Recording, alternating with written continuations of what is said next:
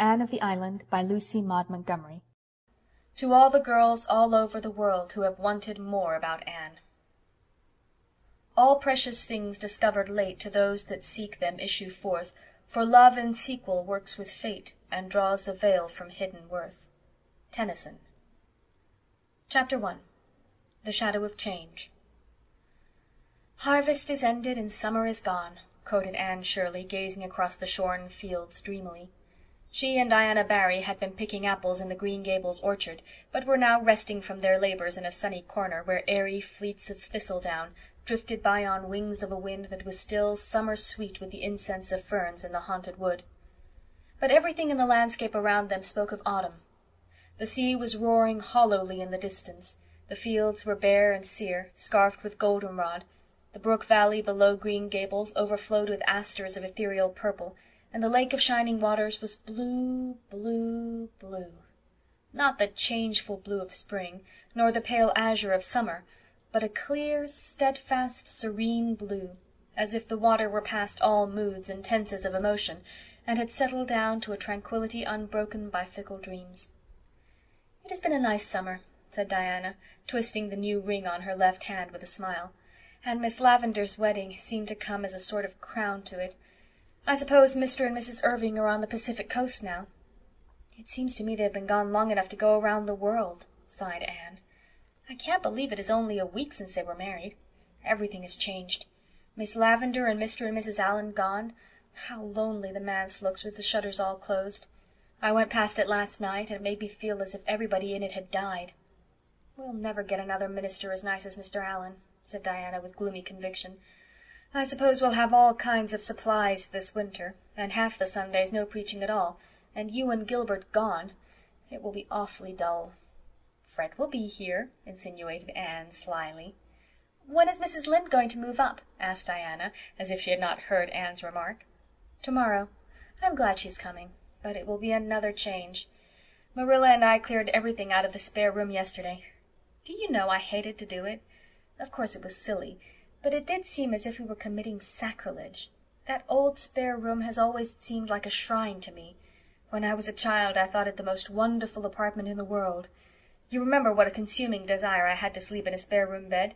But not the Green Gables spare room. Oh, no, never there. It would have been too terrible. I couldn't have slept a wink from awe. I never walked through that room when Marilla sent me in on an errand. No, indeed. I tiptoed through it and held my breath as if I were in church, and felt relieved when I got out of it. The pictures of George Whitefield and the Duke of Wellington hung there, one on each side of the mirror, and frowned so sternly at me all the time I was in, especially if I dared peep in the mirror, which was the only one in the house that didn't twist my face a little. I always wondered how Marilla dared house-clean that room. And now it's not only cleaned, but stripped bare. George Whitefield and the Duke have been relegated to the upstairs hall. So passes the glory of this world, concluded Anne with a laugh in which there was a little note of regret. It is never pleasant to have our old shrines desecrated, even when we have outgrown them. "I'll be so lonesome when you go," moaned Diana for the 100th time. "And to think you go next week." "But we're together still," said Anne cheerily. "We mustn't let next week rob us of this week's joy. I hate the thought of going myself. Home and I are such good friends. Talk of being lonesome. It's I who should groan. You'll be here with any number of your old friends, and Fred, while I shall be alone among strangers, not knowing a soul. Except Gilbert and Charlie Sloane," said Diana, imitating Anne's italics and slyness. "Charlie Sloane will be a great comfort, of course," agreed Anne sarcastically, whereupon both those irresponsible damsels laughed. Diana knew exactly what Anne thought of Charlie Sloane, but despite sundry confidential talks, she did not know just what Anne thought of Gilbert Blythe. To be sure, Anne herself did not know that. "The boys may be boarding at the other end of Kingsport for all I know," Anne went on. "I am glad I'm going to Redmond, and I'm sure I shall like it after a while, but for the first few weeks I know I won't. I shan't even have the comfort of looking forward to the week-end visit home as I had when I went to Queen's. Christmas will seem like 1,000 years away." "Everything is changing, or going to change," said Diana sadly. "I have a feeling that things will never be the same again, Anne." "We have come to a parting of the ways, I suppose," said Anne thoughtfully. "We had to come to it. Do you think, Diana, that being grown up is really as nice as we used to imagine it would be when we were children?" "I don't know. There are some nice things about it," answered Diana, again caressing her ring with that little smile which always had the effect of making Anne feel suddenly left out and inexperienced. "But there are so many puzzling things, too. Sometimes I feel as if being grown up just frightened me, and then I would give anything to be a little girl again." "I suppose we'll get used to being grown up in time," said Anne cheerfully. "There won't be so many unexpected things about it by and by, though after all, I fancy it's the unexpected things that give spice to life. We are 18, Diana. In 2 more years we'll be 20. When I was 10 I thought 20 was a green old age. In no time you'll be a staid, middle-aged matron, and I shall be nice old maid Aunt Anne, coming to visit you on vacations. You'll always keep a corner for me, won't you, Di, darling? Not the spare room, of course. Old maids can't aspire to spare rooms. And I shall be as humble as Uriah Heep, and quite content with a little over the porch or off the parlour cubbyhole." "What nonsense you do talk, Anne," laughed Diana. "You'll marry somebody splendid and handsome and rich, and no spare room in Avonlea will be half gorgeous enough for you, and you'll turn up your nose at all the friends of your youth." "That would be a pity. My nose is quite nice, but I fear turning it up would spoil it," said Anne, patting that shapely organ. "I haven't so many good features that I could afford to spoil those I have. So, even if I should marry the King of the Cannibal Islands, I promise you I won't turn up my nose at you, Diana." With another gay laugh the girls separated, Diana to return to Orchard Slope, Anne to walk to the post office. She found a letter awaiting her there, and when Gilbert Blythe overtook her on the bridge over the Lake of Shining Waters, she was sparkling with the excitement of it. "Priscilla Grant is going to Redmond, too," she exclaimed. "Isn't that splendid? I hoped she would, but she didn't think her father would consent. He has, however, and we're to board together. I feel that I can face an army with banners, or all the professors of Redmond, in one fell phalanx, with a chum like Priscilla by my side." "I think we'll like Kingsport," said Gilbert. "It's a nice old burg, they tell me, and has the finest natural park in the world. I've heard that the scenery in it is magnificent."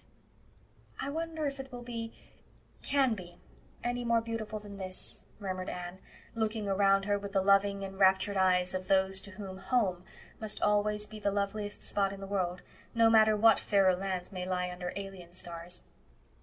They were leaning on the bridge of the old pond, drinking deep of the enchantment of the dusk, just at the spot where Anne had climbed from her sinking dory on the day Elaine floated down to Camelot. The fine empurpling dye of sunset still stained the western skies, but the moon was rising, and the water lay like a great silver dream in her light. Remembrance wove a sweet and subtle spell over the 2 young creatures. "You're very quiet, Anne," said Gilbert at last. "I'm afraid to speak or move for fear all this wonderful beauty will vanish just like a broken silence," breathed Anne. Gilbert suddenly laid his hand over the slender white one lying on the rail of the bridge. His hazel eyes deepened into darkness, his still boyish lips opened to say something of the dream and hope that thrilled his soul, but Anne snatched her hand away and turned quickly. The spell of the dusk was broken for her. "I must go home," she exclaimed, with a rather overdone carelessness. "Marilla had a headache this afternoon, and I'm sure the twins will be in some dreadful mischief by this time. I really shouldn't have stayed away so long." She chattered ceaselessly and inconsequently until they reached the Green Gables lane. Poor Gilbert hardly had a chance to get a word in edgewise. Anne felt rather relieved when they parted. There had been a new, secret self-consciousness in her heart with regard to Gilbert ever since that fleeting moment of revelation in the garden of Echo Lodge. Something alien had intruded into the old, perfect school-day comradeship, something that threatened to mar it. "I never felt glad to see Gilbert go before," she thought, half resentfully, half sorrowfully, as she walked alone up the lane. "Our friendship will be spoiled if he goes on with this nonsense. It mustn't be spoiled. I won't let it. Oh, why can't boys be just sensible?" Anne had an uneasy doubt that it was not strictly sensible that she should still feel on her hand the warm pressure of Gilbert's as distinctly as she had felt it for the swift second his had rested there, and still less sensible that the sensation was far from being an unpleasant one, very different from that which had attended a similar demonstration on Charlie Sloane's part when she had been sitting out a dance with him at a White Sands party 3 nights before. Anne shivered over the disagreeable recollection. But all problems connected with infatuated swains vanished from her mind when she entered the homely, unsentimental atmosphere of the Green Gables kitchen, where an 8-year-old boy was crying grievously on the sofa. "What is the matter, Davy?" asked Anne, taking him up in her arms. "Where are Marilla and Dora?"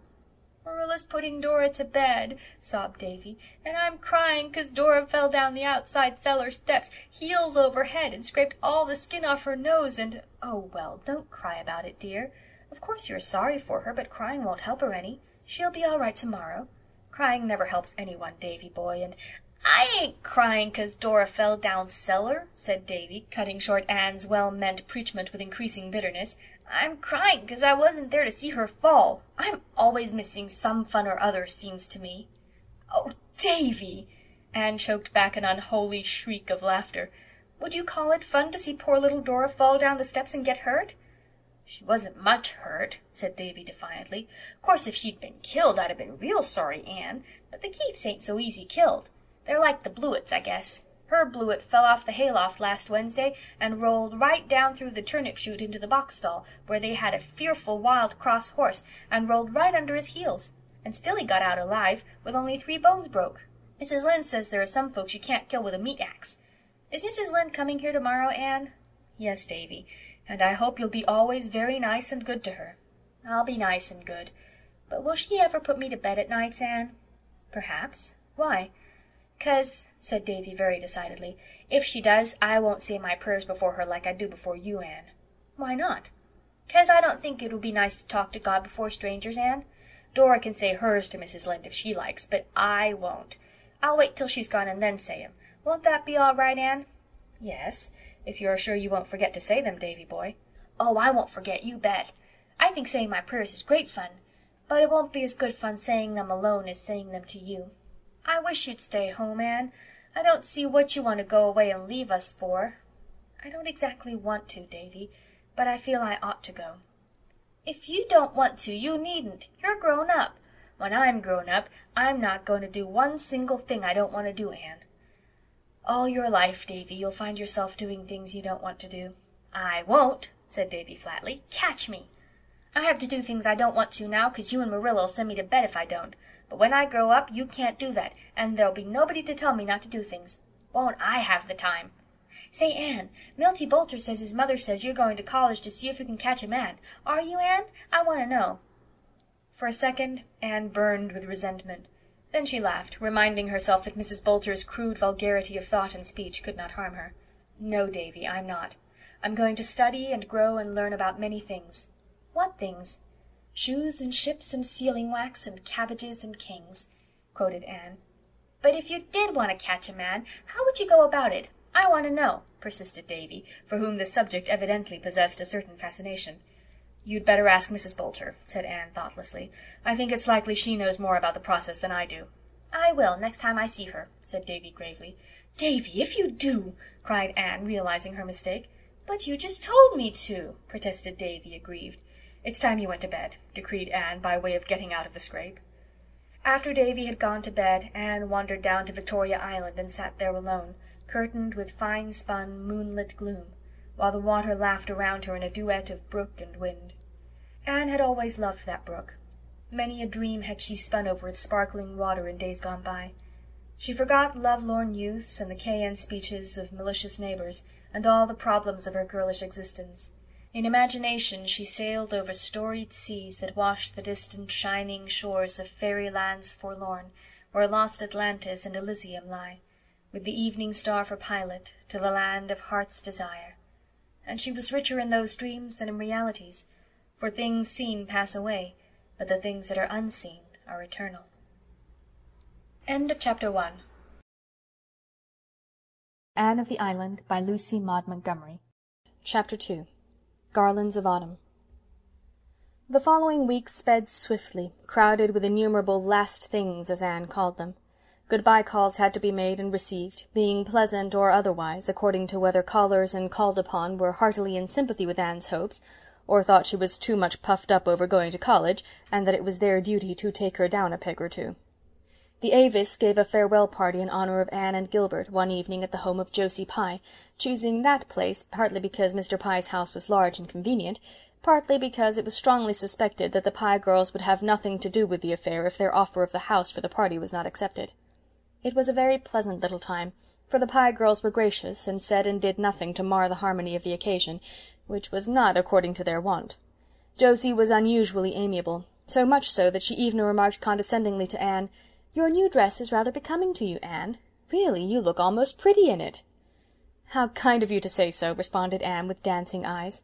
Her sense of humour was developing, and the speeches that would have hurt her at 14 were becoming merely food for amusement now. Josie suspected that Anne was laughing at her behind those wicked eyes, but she contented herself with whispering to Gertie as they went downstairs that Anne Shirley would put on more airs than ever now that she was going to college. You'd see. All the old crowd was there, full of mirth and zest and youthful light-heartedness. Diana Barry, rosy and dimpled, shadowed by the faithful Fred. Jane Andrews, neat and sensible and plain.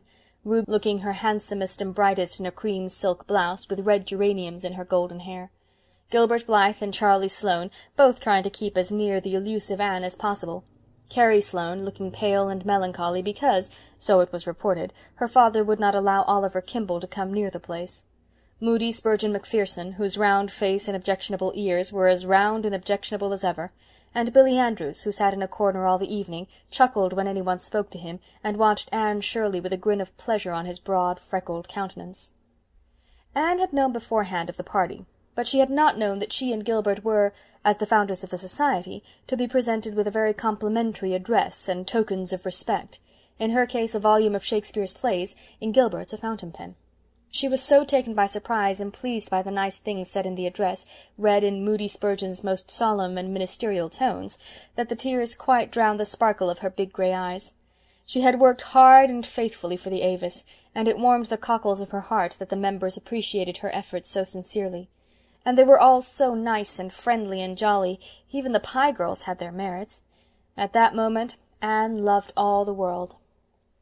She enjoyed the evening tremendously, but the end of it rather spoiled all.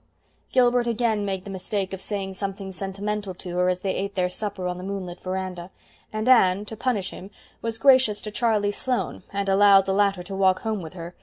She found, however, that revenge hurts nobody quite so much as the one who tries to inflict it. Gilbert walked airily off with Ruby Gillis, and Anne could hear them laughing and talking gaily as they loitered along in the still, crisp autumn air. They were evidently having the best of good times, while she was horribly bored by Charlie Sloane, who talked unbrokenly on, and never, even by accident, said one thing that was worth listening to. Anne gave an occasional absent yes or no, and thought how beautiful Ruby had looked that night, how very goggly Charlie's eyes were in the moonlight, worse even than by daylight, and that the world, somehow, wasn't quite such a nice place as she had believed it to be earlier in the evening. "I'm just tired out. That is what is the matter with me," she said, when she thankfully found herself alone in her own room. And she honestly believed it was.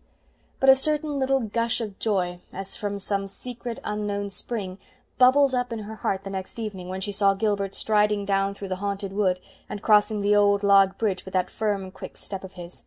So Gilbert was not going to spend this last evening with Ruby Gillis after all. "You look tired, Anne," he said. "I am tired, and worse than that, I'm disgruntled. I'm tired because I've been packing my trunk and sewing all day, but I'm disgruntled because 6 women have been here to say good-bye to me, and every one of the 6 managed to say something that seemed to take the color right out of life and leave it as gray and dismal and cheerless as a November morning." "Spiteful old cats," was Gilbert's elegant comment. "Oh, no, they weren't," said Anne seriously. "That is just the trouble. If they had been spiteful cats, I wouldn't have minded them, but they are all nice, kind, motherly souls who like me and whom I like, and that is why what they said, or hinted, had such undue weight with me. They let me see they thought I was crazy going to Redmond and trying to take a B.A., and ever since I've been wondering if I am. Mrs. Peter Sloane sighed and said she hoped my strength would hold out till I got through, and at once I saw myself a hopeless victim of nervous prostration at the end of my 3rd year. Mrs. Eben Wright said it must cost an awful lot to put in 4 years at Redmond, and I felt all over me that it was unpardonable of me to squander Marilla's money and my own on such a folly. Mrs. Jasper Bell said she hoped I wouldn't let college spoil me, as it did some people, and I felt in my bones that the end of my 4 Redmond years would see me a most insufferable creature, thinking I knew it all and looking down on everything and everybody in Avonlea. Mrs. Elisha Wright said she understood that Redmond girls, especially those who belonged to Kingsport, were dreadfully dressy and stuck-up, and she guessed I wouldn't feel much at home among them, and I saw myself a snubbed, dowdy, humiliated country girl, shuffling through Redmond's classic halls in copper-toned boots. Anne ended with a laugh and a sigh commingled. With her sensitive nature all disapproval had weight, even the disapproval of those for whose opinions she had scant respect. For the time being, life was savourless, and ambition had gone out like a snuffed candle. "You surely don't care for what they said," protested Gilbert. "You know exactly how narrow their outlook on life is, excellent creatures though they are. To do anything they have never done is anathema maranatha. You are the first Avonlea girl who has ever gone to college, and you know that all pioneers are considered to be afflicted with moonstruck madness." "Oh, I know. But feeling is so different from knowing. My common sense tells me all you can say, but there are times when common sense has no power over me. Common nonsense takes possession of my soul. Really, after Mrs. Elisha went away, I hardly had the heart to finish packing." "You're just tired, Anne. Come, forget it all and take a walk with me, a ramble back through the woods beyond the marsh. There should be something there I want to show you." "Should be? Don't you know if it is there?" "No, I only know it should be from something I saw there in spring. Come on, we'll pretend we are 2 children again, and we'll go the way of the wind." They started gaily off. Anne, remembering the unpleasantness of the preceding evening, was very nice to Gilbert, and Gilbert, who was learning wisdom, took care to be nothing save the schoolboy comrade again. Mrs. Lynde and Marilla watched them from the kitchen window. "That'll be a match some day," Mrs. Lynde said approvingly. Marilla winced slightly. In her heart she hoped it would, but it went against her grain to hear the matter spoken of in Mrs. Lynde's gossipy, matter-of-fact way. "They're only children yet," she said shortly. Mrs. Lynde laughed good-naturedly. "Anne is 18. I was married when I was that age. We old folks, Marilla, are too much given to thinking children never grow up, that's what. Anne is a young woman, and Gilbert's a man, and he worships the ground she walks on, as any one can see. He's a fine fellow, and Anne can't do better. I hope she won't get any romantic nonsense into her head at Redmond. I don't approve of them coeducational places, and never did, that's what. I don't believe," concluded Mrs. Lynde solemnly, "that the students at such colleges ever do much else than flirt." "They must study a little," said Marilla with a smile. "Precious little," sniffed Mrs. Rachel. "However, I think Anne will. She never was flirtatious. But she doesn't appreciate Gilbert at his full value, that's what. Oh, I know girls. Charlie Sloane is wild about her too, but I'd never advise her to marry a Sloane. The Sloanes are good, honest, respectable people, of course, but when all's said and done, they're Sloanes." Marilla nodded. To an outsider the statement that Sloanes were Sloanes might not be very illuminating, but she understood. Every village has such a family. Good, honest, respectable people they may be, but Sloanes they are and must ever remain, though they speak with the tongues of men and angels. Gilbert and Anne, happily unconscious that their future was thus being settled by Mrs. Rachel, were sauntering through the shadows of the haunted wood. Beyond, the harvest hills were basking in an amber sunset radiance under a pale, aerial sky of rose and blue. The distant spruce groves were burnished bronze, and their long shadows barred the upland meadows. But around them a little wind sang among the fir tassels, and in it there was the note of autumn. "This wood really is haunted now, by old memories," said Anne, stooping to gather a spray of ferns bleached to waxen whiteness by frost. "It seems to me that the little girls Diana and I used to be play here still, and sit by the Dryad's Bubble in the twilights, trysting with the ghosts. Do you know, I can never go up this path in the dusk without feeling a bit of the old fright and shiver. There was one especially horrifying phantom which we created, the ghost of the murdered child that crept up behind you and laid cold fingers on yours. I confess that to this day I cannot help fancying its little furtive footsteps behind me when I come here after nightfall. I'm not afraid of the White Lady or the Headless Man or the skeletons, but I wish I had never imagined that baby's ghost into existence. How angry Marilla and Mrs. Barry were over that affair," concluded Anne with reminiscent laughter. The woods around the head of the marsh were full of purple vistas threaded with gossamers. Past a dour plantation of gnarled spruces and a maple-fringed, sun-warm valley, they found the something Gilbert was looking for. "Ah, here it is," he said with satisfaction. "An apple tree! And away back here?" exclaimed Anne delightedly. "Yes, a veritable apple-bearing apple tree, too, here in the very midst of pines and beeches, a mile away from any orchard. I was here one day last spring and found it all white with blossom, so I resolved I'd come again in the fall and see if it had been apples. See, it's loaded. They look good, too, tawny as russets, but with a dusky red cheek. Most wild seedlings are green and uninviting." "I suppose it sprang years ago from some chance-sown seed," said Anne dreamily. "And how it has grown and flourished and held its own here all alone among aliens, The brave, determined thing.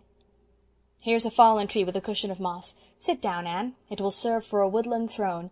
I'll climb for some apples. They all grow high. The tree had to reach up to the sunlight. The apples proved to be delicious. Under the tawny skin was a white flesh, faintly veined with red, and besides their own proper apple taste, they had a certain wild, delightful tang no orchard-grown apple ever possessed. "The fatal apple of Eden couldn't have had a rarer flavor," commented Anne. "But it's time we were going home. See, it was twilight 3 minutes ago, and now it's moonlight. What a pity we couldn't have caught the moment of transformation. But such moments never are caught, I suppose. Let's go back around the marsh and home by way of Lover's Lane. Do you feel as disgruntled now as when you started out, Anne?" "Not I. Those apples have been as manna to a hungry soul. I feel that I shall love Redmond and have a splendid 4 years there." "And after those 4 years, what?" "Oh, there's another bend in the road at their end," answered Anne lightly. "I've no idea what may be around it. I don't want to have. It's nicer not to know." Lover's Lane was a dear place that night, still and mysteriously dim in the pale radiance of the moonlight. They loitered through it in a pleasant, chummy silence, neither caring to talk. "If Gilbert were always as he has been this evening, how nice and simple everything would be," reflected Anne. Gilbert was looking at Anne as she walked along. In her light dress, with her slender delicacy, she made him think of a white iris. "I wonder if I can ever make her care for me," he thought, with a pang of self-distrust. End of Chapter 2. Anne of the Island by Lucy Maud Montgomery. Chapter 3. Greeting and Farewell. Charlie Sloane, Gilbert Blythe, and Anne Shirley left Avonlea the following Monday morning. Anne had hoped for a fine day. Diana was to drive her to the station, and they wanted this, their last drive together for some time, to be a pleasant one. But when Anne went to bed Sunday night, the east wind was moaning around Green Gables with an ominous prophecy which was fulfilled in the morning. Anne awoke to find raindrops pattering against her window, and shadowing the pond's grey surface with widening rings. Hills and sea were hidden in mist, and the whole world seemed dim and dreary. Anne dressed in the cheerless grey dawn, for an early start was necessary to catch the boat train. She struggled against the tears that would well up in her eyes in spite of herself. She was leaving the home that was so dear to her, and something told her that she was leaving it forever, save as a holiday refuge. Things would never be the same again. Coming back for vacations would not be living there. And oh, how dear and beloved everything was! That little white porch room, sacred to the dreams of girlhood, the old Snow Queen at the window, the brook in the hollow, the Dryad's Bubble, the haunted woods, and Lover's Lane, all the 1,001 dear spots where memories of the old years bided. Could she ever be really happy anywhere else? Breakfast at Green Gables that morning was a rather doleful meal. Davy, for the first time in his life probably, could not eat, but blubbered shamelessly over his porridge. Nobody else seemed to have much appetite, save Dora, who tucked away her rations comfortably. Dora, like the immortal and most prudent Charlotte, who went on cutting bread and butter when her frenzied lover's body had been carried past on a shutter, was one of those fortunate creatures who are seldom disturbed by anything. Even at 8, it took a great deal to ruffle Dora's placidity. She was sorry Anne was going away, of course, but was that any reason why she should fail to appreciate a poached egg on toast? Not at all. And seeing that Davy could not eat his, Dora ate it for him. Promptly on time, Diana appeared with horse and buggy, her rosy face glowing above her raincoat. The good-byes had to be said then somehow. Mrs. Lynde came in from her quarters to give Anne a hearty embrace, and warn her to be careful of her health, whatever she did. Marilla, brusque and tearless, pecked Anne's cheek and said she supposed they'd hear from her when she got settled. A casual observer might have concluded that Anne's going mattered very little to her, unless said observer had happened to get a good look in her eyes. Dora kissed Anne primly and squeezed out 2 decorous little tears, but Davy, who had been crying on the back porch step ever since they rose from the table, refused to say good-bye at all. When he saw Anne coming towards him, he sprang to his feet, bolted up the back stairs, and hid in a clothes-closet, out of which he would not come. His muffled howls were the last sounds Anne heard as she left Green Gables. It rained heavily all the way to Bright River, to which station they had to go, since the branch line train from Carmody did not connect with the boat train. Charlie and Gilbert were on the station platform when they reached it, and the train was whistling. Anne had just time to get her ticket and trunk check, say a hurried farewell to Diana, and hasten on board. She wished she were going back with Diana to Avonlea. She knew she was going to die of homesickness, And oh, if only that dismal rain would stop pouring down as if the whole world were weeping over summer vanished and joys departed. Even Gilbert's presence brought her no comfort, for Charlie Sloane was there too, and Sloanishness could be tolerated only in fine weather. It was absolutely insufferable in rain.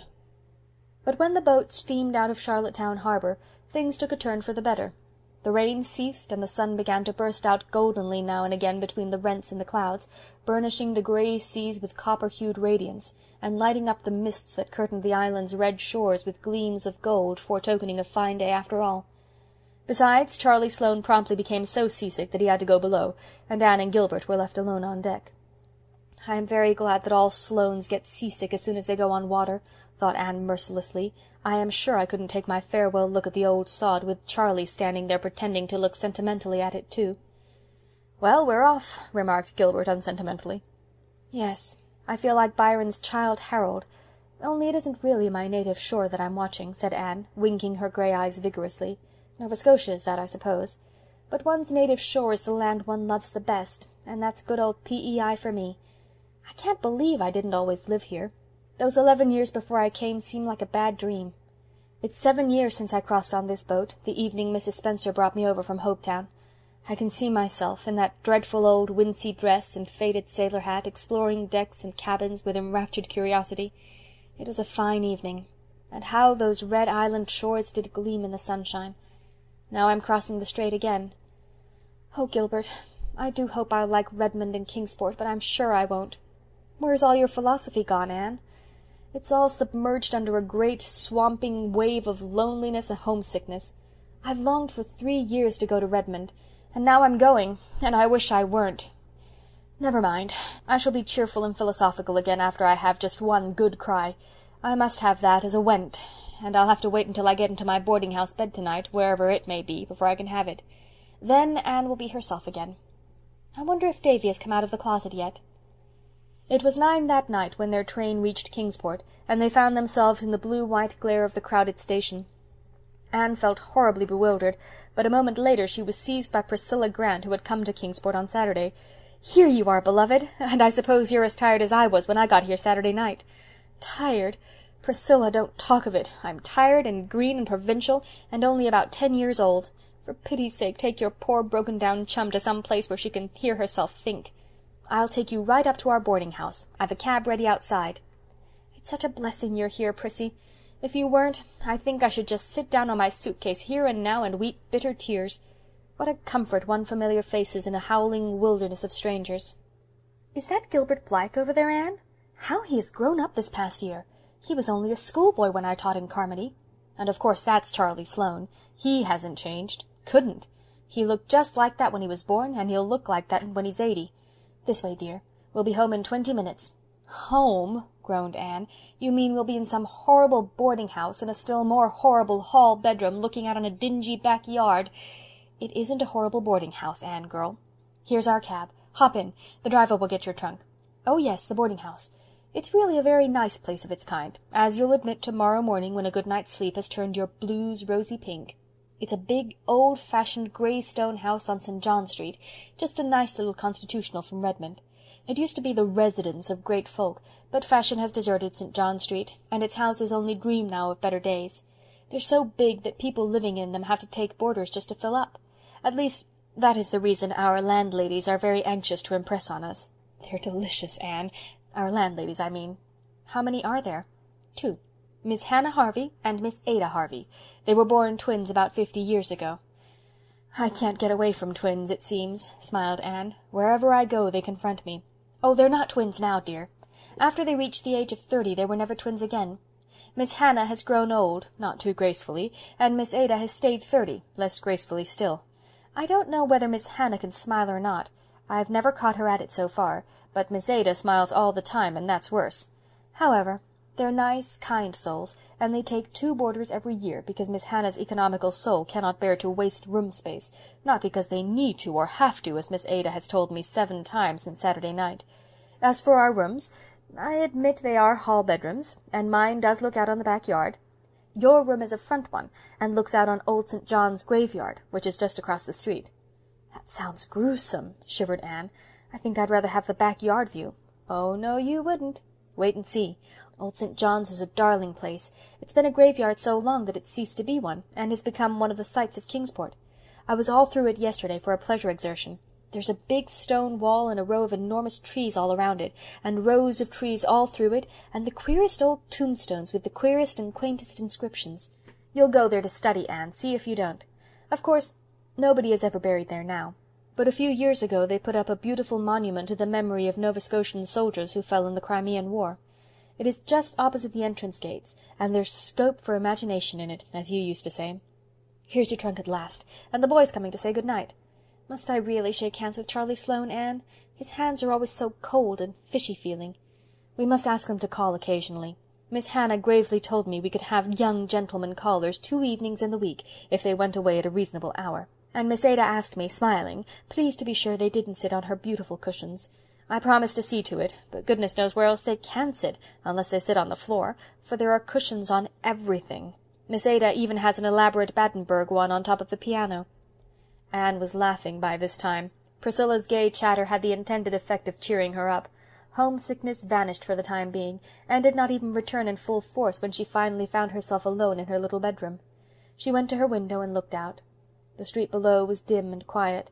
Across it the moon was shining above the trees in Old St. John's, just behind the great dark head of the lion on the monument. Anne wondered if it could have been only that morning that she had left Green Gables. She had the sense of a long passage of time which one day of change and travel gives. I suppose that very moon is looking down on Green Gables now, she mused. But I won't think about it. That way homesickness lies. I'm not even going to have my good cry. I'll put that off to a more convenient season, and just now I'll go calmly and sensibly to bed and to sleep. End of Chapter 3. Anne of the Island by Lucy Maud Montgomery. Chapter 4. April's Lady. Kingsport is a quaint old town, harking back to early colonial days, and wrapped in its ancient atmosphere as some fine old dame in garments fashioned like those of her youth. Here and there it sprouts out into modernity, but at heart it is still unspoiled. It is full of curious relics and haloed by the romance of many legends of the past. Once it was a mere frontier station on the fringe of the wilderness, and those were the days when Indians kept life from being monotonous to the settlers. Then it grew to be a bone of contention between the British and the French, being occupied now by the one and now by the other, emerging from each occupation with some fresh scar of battling nations branded on it. It has in its park a Martello Tower, autographed all over by tourists, a dismantled old French fort on the hills beyond the town, and several antiquated cannon in its public squares. It has other historic spots also, which may be hunted out by the curious, and none is more quaint and delightful than Old St. John's Cemetery at the very core of the town, with streets of quiet old-time houses on 2 sides, and busy, bustling, modern thoroughfares on the others. Every citizen of Kingsport feels a thrill of possessive pride in Old St. John's, for if he be of any pretensions at all, he has an ancestor buried there, with a queer, crooked slab at his head, or else sprawling protectively over the grave, on which all the main facts of his history are recorded. For the most part, no great art or skill was lavished on those old tombstones. The larger number are of roughly chiseled brown or grey native stone, and only in a few cases is there any attempt at ornamentation. Some are adorned with skull and crossbones, and this grisly decoration is frequently coupled with a cherub's head. Many are prostrate and in ruins. Into almost all Time's tooth has been gnawing, until some inscriptions have been completely effaced, and others can only be deciphered with difficulty. The graveyard is very full and very bowery, for it is surrounded and intersected by rows of elms and willows, beneath whose shade the sleepers must lie very dreamlessly, forever crooned to by the winds and leaves over them, and quite undisturbed by the clamour of traffic just beyond. Anne took the first of many rambles in Old St. John's the next afternoon. She and Priscilla had gone to Redmond in the forenoon and registered as students, after which there was nothing more to do that day. The girls gladly made their escape, for it was not exhilarating to be surrounded by crowds of strangers, most of whom had a rather alien appearance, as if not quite sure where they belonged. The freshettes stood about in detached groups of 2 or 3, looking askance at each other. The freshies, wiser in their day and generation, had banded themselves together on the big staircase of the entrance hall, where they were shouting out glees with all the vigour of youthful lungs, as a species of defiance to their traditional enemies, the sophomores, a few of whom were prowling loftily about, looking properly disdainful of the unlicked cubs on the stairs. Gilbert and Charlie were nowhere to be seen. "Little did I think the day would ever come when I'd be glad at the sight of a Sloane," said Priscilla, as they crossed the campus. "But I'd welcome Charlie's goggle eyes almost ecstatically. At least they'd be familiar eyes." "Oh," sighed Anne, "I can't describe how I felt when I was standing there waiting my turn to be registered, as insignificant as the teeniest drop in a most enormous bucket. It's bad enough to feel insignificant, but it's unbearable to have it grained into your soul that you will never, can never, be anything but insignificant, and that is how I did feel, as if I were invisible to the naked eye, and some of those sophs might step on me. I knew I would go down to my grave unwept, unhonoured, and unsung." "Wait till next year," comforted Priscilla. "Then we'll be able to look as bored and sophisticated as any sophomore of them all. No doubt it is rather dreadful to feel insignificant, but I think it's better than to feel as big and awkward as I did, as if I were sprawled all over Redmond. That's how I felt, I suppose because I was a good 2 inches taller than anyone else in the crowd. I wasn't afraid a soph might walk over me. I was afraid they'd take me for an elephant or an overgrown sample of a potato-fed islander.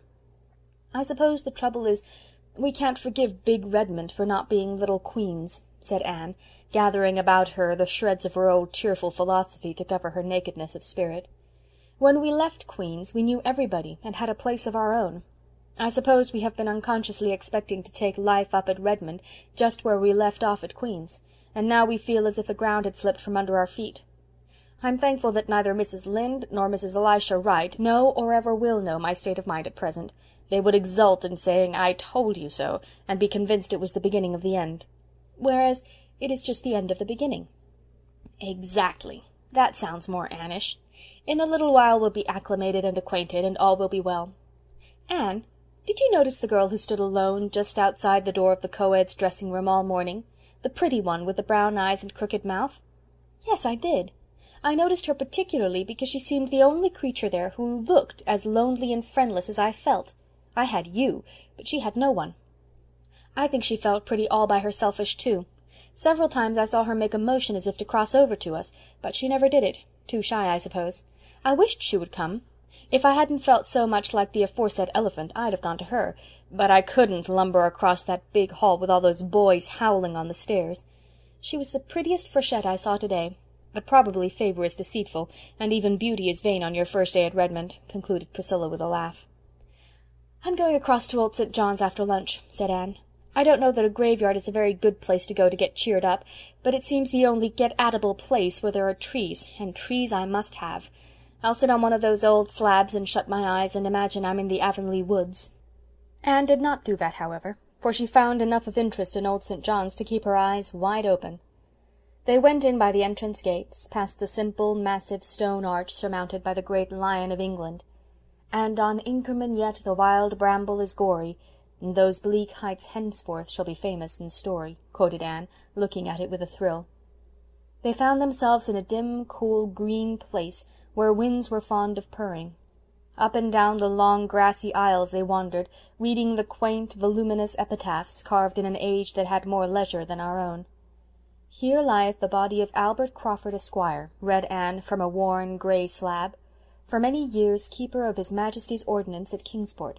He served in the army till the peace of 1763, when he retired from bad health. He was a brave officer, the best of husbands, the best of fathers, the best of friends. He died October 29th, 1792, aged 84 years. There's an epitaph for you, Prissy. There is certainly some scope for imagination in it. How full such a life must have been of adventure! And as for his personal qualities, I am sure human eulogy couldn't go further. I wonder if they told him he was all those best things while he was alive." "Here's another," said Priscilla. "Listen. To the memory of Alexander Ross, who died on the 22nd of September, 1840, aged 43 years. This is raised as a tribute of affection by one whom he served so faithfully for 27 years that he was regarded as a friend, deserving the fullest confidence and attachment." "A very good epitaph," commented Anne thoughtfully. "I couldn't wish a better. We are all servants of some sort. and if the fact that we are faithful can be truthfully inscribed on our tombstones, nothing more need be added. Here's a sorrowful little grey stone, Prissy, to the memory of a favourite child. And here is another, erected to the memory of one who is buried elsewhere. I wonder where that unknown grave is. Really, Pris, the graveyards of today will never be as interesting as this. You were right. I shall come here often. I love it already. I see we are not alone here. There's a girl down at the end of this avenue. Yes, and I believe it's the very girl we saw at Redmond this morning. I've been watching her for 5 minutes. She has started to come up the avenue exactly half a dozen times, and half a dozen times she has turned and gone back. Either she's dreadfully shy, or she has got something on her conscience. Let's go and meet her. It's easier to get acquainted in a graveyard than at Redmond, I believe. They walked down the long, grassy arcade towards the stranger, who was sitting on a grey slab under an enormous willow. She was certainly very pretty, with a vivid, irregular, bewitching type of prettiness. There was a gloss as of brown nuts on her satin-smooth hair, and a soft, ripe glow on her round cheeks. Her eyes were big and brown and velvety, under oddly pointed black brows, and her crooked mouth was rose-red. She wore a smart brown suit, with 2 very modish little shoes peeping from beneath it, and her hat of dull pink straw, wreathed with golden-brown poppies, had the indefinable, unmistakable air which pertains to the creation of an artist in millinery. Priscilla had a sudden stinging consciousness that her own hat had been trimmed by her village store milliner, and Anne wondered uncomfortably if the blouse she had made herself, and which Mrs. Lynde had fitted, looked very countrified and home-made beside the stranger's smart attire. For a moment both girls felt like turning back, but they had already stopped and turned towards the grey slab. It was too late to retreat, for the brown-eyed girl had evidently concluded that they were coming to speak to her. Instantly she sprang up and came forward with outstretched hand and a gay, friendly smile in which there seemed not a shadow of either shyness or burdened conscience. "Oh, I want to know who you 2 girls are," she exclaimed eagerly. "I've been dying to know. I saw you at Redmond this morning. Say, wasn't it awful there? For the time I wished I had stayed home and got married." Anne and Priscilla both broke into unconstrained laughter at this unexpected conclusion. The brown-eyed girl laughed too. "I really did. I could have, you know. Come, let's all sit down on this gravestone and get acquainted. It won't be hard. I know we're going to adore each other. I knew it as soon as I saw you at Redmond this morning. I wanted so much to go right over and hug you both." "Why didn't you?" asked Priscilla. "Because I simply couldn't make up my mind to do it. I never can make up my mind about anything myself. I'm always afflicted with indecision. Just as soon as I decide to do something, I feel in my bones that another course would be the correct one. It's a dreadful misfortune, but I was born that way, and there is no use in blaming me for it, as some people do. So I couldn't make up my mind to go and speak to you, much as I wanted to." "We thought you were too shy," said Anne. "No, no, dear. Shyness isn't among the many failings, or virtues, of Philippa Gordon. Phil for short. Do call me Phil right off. Now, what are your handles?" "She's Priscilla Grant," said Anne, pointing. "And she's Anne Shirley," said Priscilla, pointing in turn. "And we're from the island," said both together. "I hail from Bolingbroke, Nova Scotia," said Philippa. "Bolingbroke!" exclaimed Anne. "Why, that is where I was born." "Do you really mean it? Why, that makes you a Bluenose after all." "No, it doesn't," retorted Anne. "Wasn't it Dan O'Connell who said that if a man was born in a stable it didn't make him a horse? I'm island to the core." "Well, I'm glad you were born in Bolingbroke anyway. It makes us kind of neighbors, doesn't it? And I like that, because when I tell you secrets it won't be as if I were telling them to a stranger. I have to tell them. I can't keep secrets. It's no use to try. That's my worst failing, that and indecision, as aforesaid. Would you believe it? It took me half an hour to decide which hat to wear when I was coming here, to a graveyard. At first I inclined to my brown one with the feather, but as soon as I put it on I thought this pink one with the floppy brim would be more becoming. When I got it pinned in place I liked the brown one better. At last I put them close together on the bed, shut my eyes, and jabbed with a hat pin. The pin speared the pink one, so I put it on. It is becoming, isn't it? Tell me, what do you think of my looks?" At this naive demand, made in a perfectly serious tone, Priscilla laughed again, but Anne said, impulsively squeezing Philippa's hand, "We thought this morning that you were the prettiest girl we saw at Redmond." Philippa's crooked mouth flashed into a bewitching, crooked smile over very white little teeth. "I thought that myself," was her next astounding statement, "but I wanted someone else's opinion to bolster mine up. I can't decide even on my own appearance. Just as soon as I've decided that I'm pretty, I begin to feel miserably that I am not. Besides, I have a horrible old great-aunt who is always saying to me with a mournful sigh, 'You were such a pretty baby. It's strange how children change when they grow up.' I adore aunts, but I detest great-aunts. Please tell me quite often that I am pretty, if you don't mind. I feel so much more comfortable when I believe I'm pretty. And I'll be just as obliging to you if you want me to. I can be, with a clear conscience." "Thanks," laughed Anne. "But Priscilla and I are so firmly convinced of our own good looks that we don't need any assurance about them, so you needn't trouble." "Oh, you're laughing at me. I know you think I'm abominably vain, but I'm not. There really isn't one spark of vanity in me. And I'm never a bit grudging about paying compliments to other girls when they deserve them. I'm so glad I know you folks. I came up on Saturday, and I've nearly died of homesickness ever since. It's a horrible feeling, isn't it? In Bolingbroke I'm an important personage, and in Kingsport I'm just nobody. There were times when I could feel my soul turning a delicate blue. Where do you hang out?" 38 St. John Street. "Better and better. Why, I'm just around the corner on Wallace Street. I don't like my boarding house, though. It's bleak and lonesome, and my room looks out on such an unholy backyard. It's the ugliest place in the world. As for cats, well, surely all the Kingsport cats can't congregate there at night, but half of them must. I adore cats on hearthrugs, snoozing before nice, friendly fires, but cats in backyards at midnight are totally different animals. The first night I was here I cried all night, and so did the cats. You should have seen my nose in the morning. How I wished I had never left home."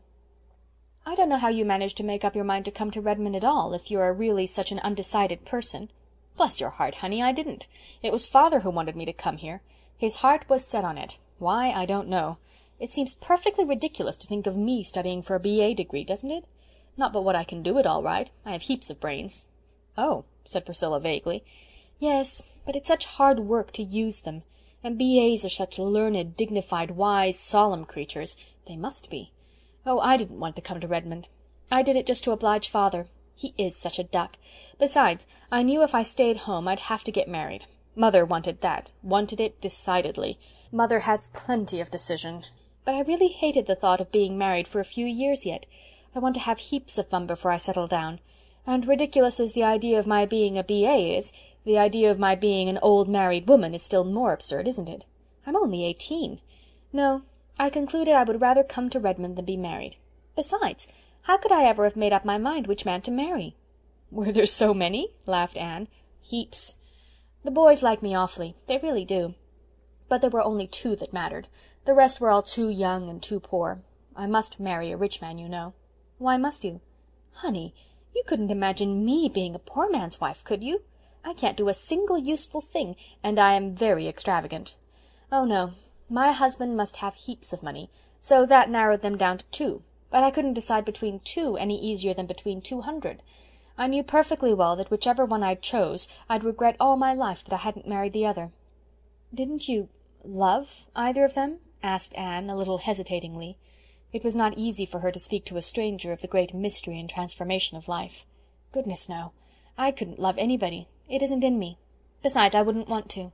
Being in love makes you a perfect slave, I think. And it would give a man such power to hurt you. I'd be afraid. No, Alec and Alonzo are 2 dear boys, and I like them both so much that I really don't know which I like the better. That is the trouble. Alec is the best looking, of course, and I simply couldn't marry a man who wasn't handsome. He is good-tempered, too, and has lovely curly black hair. He's rather too perfect. I don't believe I like a perfect husband, somebody I could never find fault with." "Then why not marry Alonzo?" asked Priscilla gravely. "Think of marrying a name like Alonzo," said Phil dolefully. "I don't believe I could endure it. But he has a classic nose, and it would be a comfort to have a nose in the family that could be depended on. I can't depend on mine. So far it takes after the Gordon pattern, but I am so afraid it will develop Byrne tendencies as I grow older. I examine it every day anxiously to make sure it's still Gordon. Mother was a Byrne, and has the Byrne nose in the Byrnest degree. Wait till you see it. I adore nice noses. Your nose is awfully nice, Anne Shirley. Alonzo's nose nearly turned the balance in his favor, but Alonzo— No, I couldn't decide. If I could have done as I did with the hats, stood them both up together, shut my eyes, and jabbed with a hatpin, it would have been quite easy." "What did Alec and Alonzo feel like when you came away?" queried Priscilla. "Oh, they still have hope. I told them they'd have to wait till I could make up my mind. They're quite willing to wait. They both worship me, you know. Meanwhile, I intend to have a good time. I expect I shall have heaps of beaux at Redmond. I can't be happy unless I have, you know. But don't you think the freshmen are fearfully homely? I saw only one really handsome fellow among them. He went away before you came. I heard his chum call him Gilbert. His chum had eyes that stuck out that far. "But you're not going yet, girls. Don't go yet." "I think we must," said Anne rather coldly. "It's getting late and I've some work to do." "But you'll both come to see me, won't you?" asked Philippa, getting up and putting an arm around each. "And let me come to see you? I want to be chummy with you. I've taken such a fancy to you both. And I haven't quite disgusted you with my frivolity, have I?" "Not quite," laughed Anne, responding to Phil's squeeze with a return of cordiality. "Because I'm not half so silly as I seem on the surface, you know. You just accept Philippa Gordon as the Lord made her, with all her faults, and I believe you'll come to like her. Isn't this graveyard a sweet place? I'd love to be buried here. Here's a grave I didn't see before. This one in the iron railing. Oh, girls, look, see! The stone says it's the grave of a middy who was killed in the fight between the Shannon and the Chesapeake. Just fancy!" Anne paused by the railing and looked at the worn stone, her pulses thrilling with sudden excitement. The old graveyard, with its overarching trees and long aisles of shadows, faded from her sight. Instead she saw the Kingsport harbour of nearly a century agone. Out of the mist came slowly a great frigate, brilliant with the meteor flag of England. Behind her was another, with a still heroic form wrapped in his own starry flag, lying on the quarter-deck, the gallant Lawrence. Time's finger had turned back his pages, and that was the Shannon sailing triumphant up the bay with the Chesapeake as her prize. "Come back, Anne Shirley, come back," laughed Philippa, pulling her arm. "You're 100 years away from us. Come back." Anne came back with a sigh. Her eyes were shining softly. "I've always loved that old story," she said, "and although the English won that victory, I think it was because of the brave, defeated commander I love it. This grave seems to bring it so near and make it so real. This poor little middy was only 18. He died of desperate wounds received in gallant action, so reads his epitaph. It is such as a soldier might wish for." Before she turned away, Anne unpinned the little cluster of purple pansies she wore, and dropped it softly on the grave of the boy who had perished in the great sea-duel. "Well, what do you think of our new friend?" asked Priscilla, when Phil had left them. "I like her. There is something very lovable about her, in spite of all her nonsense. I believe, as she says herself, that she isn't half as silly as she sounds. She's a dear, kissable baby, and I don't know that she'll ever really grow up." "I like her too," said Priscilla decidedly. "She talks as much about boys as Ruby Gillis does, but it always enrages or sickens me to hear Ruby, whereas I just wanted to laugh good-naturedly at Phil. Now what is the why of that?" "There is a difference," said Anne meditatively. "I think it's because Ruby is really so conscious of boys. She plays at love and love-making. Besides, you feel when she is boasting of her beaux that she is doing it to rub it well into you that you haven't half so many. Now when Phil talks of her beaux, it sounds as if she were just speaking of chums. She really looks upon boys as good comrades, and she is pleased when she has dozens of them tagging around, simply because she likes to be popular and to be thought popular. Even Alec and Alonzo, I'll never be able to think of those two names separately after this, are to her just two playfellows who want her to play with them all their lives. I'm glad we met her, and I'm glad we went to Old St. John's. I believe I've put forth a tiny soul root into Kingsport soil this afternoon. I hope so. I hate to feel transplanted. End of Chapter 4. Anne of the Island by Lucy Maud Montgomery. Chapter 5. Letters from Home. For the next 3 weeks Anne and Priscilla continued to feel as strangers in a strange land. Then suddenly everything seemed to fall into focus. Redmond, professors, classes, students, studies, social doings. Life became homogeneous again, instead of being made up of detached fragments. The freshmen, instead of being a collection of unrelated individuals, found themselves a class, with a class spirit, a class yell, class interests, class antipathies, and class ambitions. They won the day in the annual arts rush against the sophomores, and thereby gained the respect of all the classes and an enormous confidence-giving opinion of themselves. For 3 years the sophomores had won in the rush. That the victory of this year perched upon the freshmen's banner was attributed to the strategic generalship of Gilbert Blythe, who marshalled the campaign and originated certain new tactics which demoralized the sophomores and swept the freshmen to triumph. As a reward of merit he was elected president of the freshman class, a position of honor and responsibility, from a freshman point of view at least, coveted by many.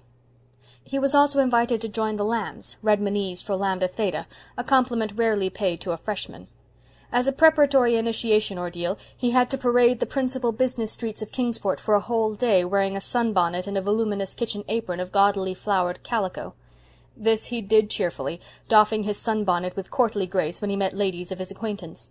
Charlie Sloane, who had not been asked to join the Lambs, told Anne he did not see how Blythe could do it, and he, for his part, could never humiliate himself so. "Fancy Charlie Sloane in a caliker apron and a sunbonnet," giggled Priscilla. "He'd look exactly like his old grandmother Sloane. Gilbert, now, looked as much like a man in them as in his own proper habiliments." Anne and Priscilla found themselves in the thick of the social life of Redmond. That this came about so speedily was due in great measure to Philippa Gordon. Philippa was the daughter of a rich and well-known man, and belonged to an old and exclusive Bluenose family. This, combined with her beauty and charm, a charm acknowledged by all who met her, promptly opened the gates of all cliques, clubs, and classes in Redmond to her, and where she went, Anne and Priscilla went too. Phil adored Anne and Priscilla, especially Anne. She was a loyal little soul, crystal free from any form of snobbishness. Love me, love my friends seemed to be her unconscious motto. Without effort, she took them with her into her ever-widening circle of acquaintanceship, and the two Avonlea girls found their social pathway at Redmond made very easy and pleasant for them, to the envy and wonderment of the other Freshettes, who, lacking Philippa's sponsorship, were doomed to remain rather on the fringe of things during their first college year. To Anne and Priscilla, with their more serious views of life, Phil remained the amusing, lovable baby she had seemed on their first meeting. Yet, as she said herself, she had heaps of brains. When or where she found time to study was a mystery, for she seemed always in demand for some kind of fun, and her home evenings were crowded with callers. She had all the beaux that heart could desire, for 9/10 of the freshmen and a big fraction of all the other classes were rivals for her smiles. She was naively delighted over this, and gleefully recounted each new conquest to Anne and Priscilla, with comments that might have made the unlucky lovers' ears burn fiercely. "Alec and Alonzo don't seem to have any serious rival yet," remarked Anne teasingly. "Not one," agreed Philippa. "I write them both every week and tell them all about my young men here. I'm sure it must amuse them, but of course the one I like best I can't get. Gilbert Blythe won't take any notice of me, except to look at me as if I were a nice little kitten he'd like to pat. Too well I know the reason. I owe you a grudge, Queen Anne. I really ought to hate you, and instead I love you madly, and I'm miserable if I don't see you every day. You're different from any girl I ever knew before. When you look at me in a certain way I feel what an insignificant, frivolous little beast I am, and I long to be better and wiser and stronger. And then I make good resolutions, but the first nice-looking manny who comes my way knocks them all out of my head. Isn't college life magnificent? It's so funny to think I hated it that first day. But if I hadn't I might never got really acquainted with you. Anne, please tell me over again that you like me a little bit. I yearn to hear it." "I like you a big bit, and I think you're a dear, sweet, adorable, velvety, clawless little kitten," laughed Anne. "But I don't see when you ever get time to learn your lessons." Phil must have found time, for she held her own in every class of her year. Even the grumpy old professor of mathematics, who detested co-eds and had bitterly opposed their admission to Redmond, couldn't floor her. She led the Freshettes everywhere, except in English, where Anne Shirley left her far behind. Anne herself found the studies of her freshman year very easy, thanks in great part to the steady work she and Gilbert had put in during those 2 past years in Avonlea. This left her more time for a social life which she thoroughly enjoyed. But never for a moment did she forget Avonlea and the friends there. To her the happiest moments in each week were those in which letters came from home. It was not until she had got her first letters that she began to think she could ever like Kingsport or feel at home there. Before they came, Avonlea had seemed thousands of miles away. Those letters brought it near, and linked the old life to the new so closely that they began to seem one and the same, instead of 2 hopelessly segregated existences. The first batch contained 6 letters, from Jane Andrews, Ruby Gillis, Diana Barry, Marilla, Mrs. Lynde, and Davy. Jane's was a copperplate production, with every T nicely crossed and every I precisely dotted, and not an interesting sentence in it. She never mentioned the school, concerning which Anne was avid to hear. She never answered one of the questions Anne had asked in her letter. But she told Anne how many yards of lace she had recently crocheted, and the kind of weather they were having in Avonlea, and how she intended to have her new dress made, and the way she felt when her head ached. Ruby Gillis wrote a gushing epistle deploring Anne's absence, assuring her she was horribly missed in everything, asking what the Redmond fellows were like, and filling the rest with accounts of her own harrowing experiences with her numerous admirers. It was a silly, harmless letter, and Anne would have laughed over it had it not been for the postscript. "Gilbert seems to be enjoying Redmond, judging from his letters," wrote Ruby. "I don't think Charlie is so stuck on it." So Gilbert was writing to Ruby. Very well. He had a perfect right to, of course. Only Anne did not know that Ruby had written the first letter, and that Gilbert had answered it from mere courtesy. She tossed Ruby's letter aside contemptuously. But it took all Diana's breezy, newsy, delightful epistle to banish the sting of Ruby's postscript. Diana's letter contained a little too much Fred, but was otherwise crowded and crossed with items of interest, and Anne almost felt herself back in Avonlea while reading it. Marilla's was a rather prim and colourless epistle, severely innocent of gossip or emotion, yet somehow it conveyed to Anne a whiff of the wholesome, simple life at Green Gables, with its savour of ancient peace and the steadfast abiding love that was there for her. Mrs. Lynde's letter was full of church news. Having broken up housekeeping, Mrs. Lynde had more time than ever to devote to church affairs, and had flung herself into them heart and soul. She was at present much worked up over the poor supplies they were having in the vacant Avonlea pulpit. "I don't believe any but fools enter the ministry nowadays," she wrote bitterly. "Such candidates as they have sent us, and such stuff as they preach. Half of it ain't true, and what's worse, it ain't sound doctrine. The one we have now is the worst of the lot. He mostly takes a text, then preaches about something else. And he says he doesn't believe all the heathen will be eternally lost. The idea! If they won't, all the money we've been giving to foreign missions will be clean wasted, that's what. Last Sunday night he announced that next Sunday he'd preach on the axe head that swam. I think he'd better confine himself to the Bible and leave sensational subjects alone. Things have come to a pretty pass if a minister can't find enough in Holy Writ to preach about, that's what. What church do you attend, Anne? I hope you go regularly. People are apt to get so careless about church going away from home, and I understand college students are great sinners in this respect. I'm told many of them actually study their lessons on Sunday. I hope you'll never sink that low, Anne. Remember how you were brought up, and be very careful what friends you make. You never know what sort of creatures are in them colleges. Outwardly they may be as white as sepulchres, and inwardly as ravening wolves, that's what. You'd better not have anything to say to any young man who isn't from the island. I forgot to tell you what happened the day the minister called here. It was the funniest thing I ever saw. I said to Marilla, if Anne had been here, wouldn't she have had a laugh? Even Marilla laughed. You know he's a very short, fat little man with bow legs.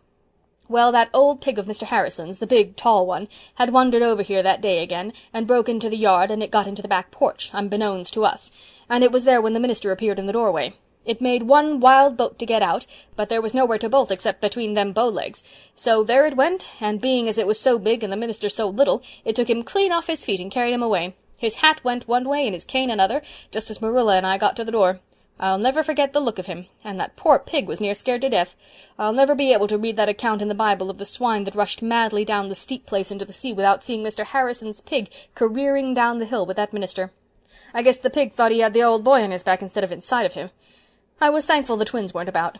It wouldn't have been the right thing for them to have seen a minister in such an undignified predicament. Just before they got to the brook, the minister jumped off or fell off. The pig rushed through the brook like mad and up through the woods. Marilla and I run down and helped the minister get up and brush his coat. He wasn't hurt, but he was mad. He seemed to hold Marilla and me responsible for it all, though we told him the pig didn't belong to us and had been pestering us all summer. Besides, what did he come to the back door for? You'd never have caught Mr. Allen doing that. It'll be a long time before we get a man like Mr. Allen, but it's an ill wind that blows no good.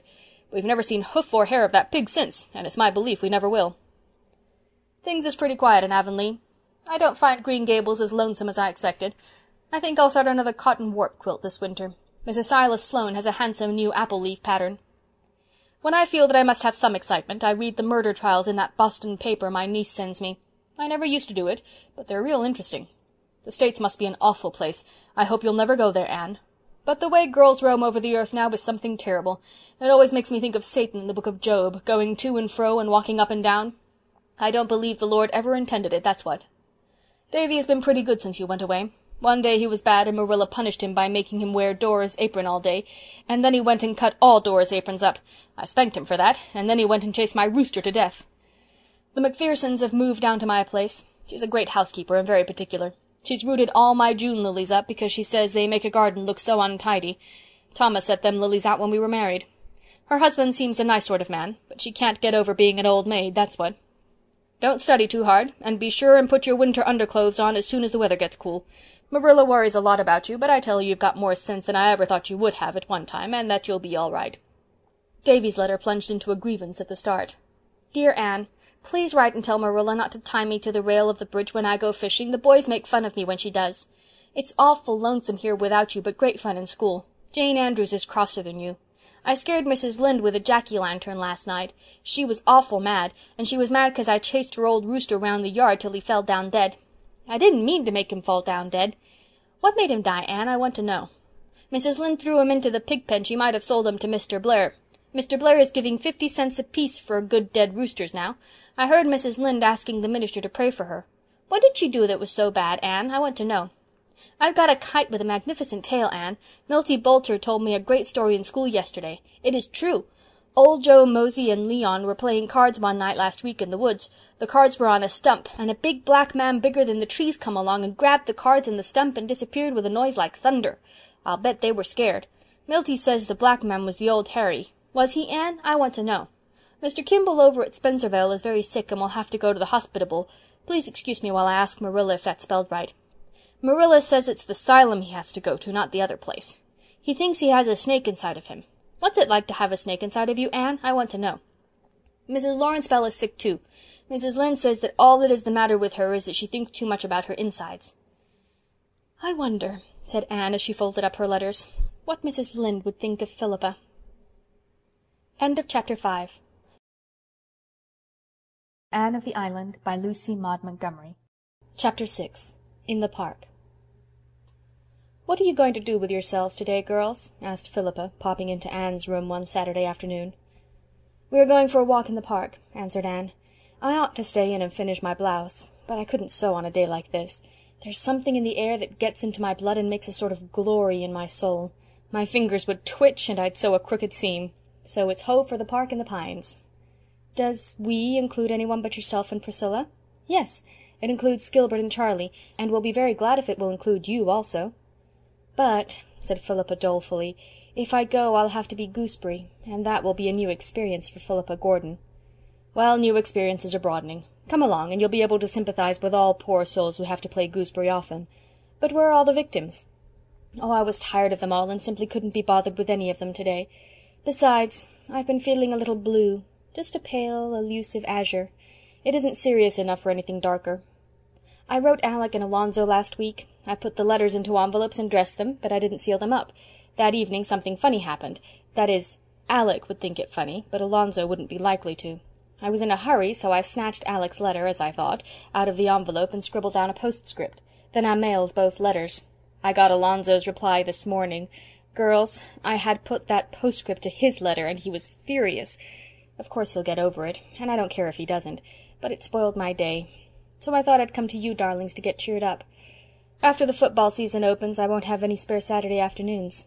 I adore football.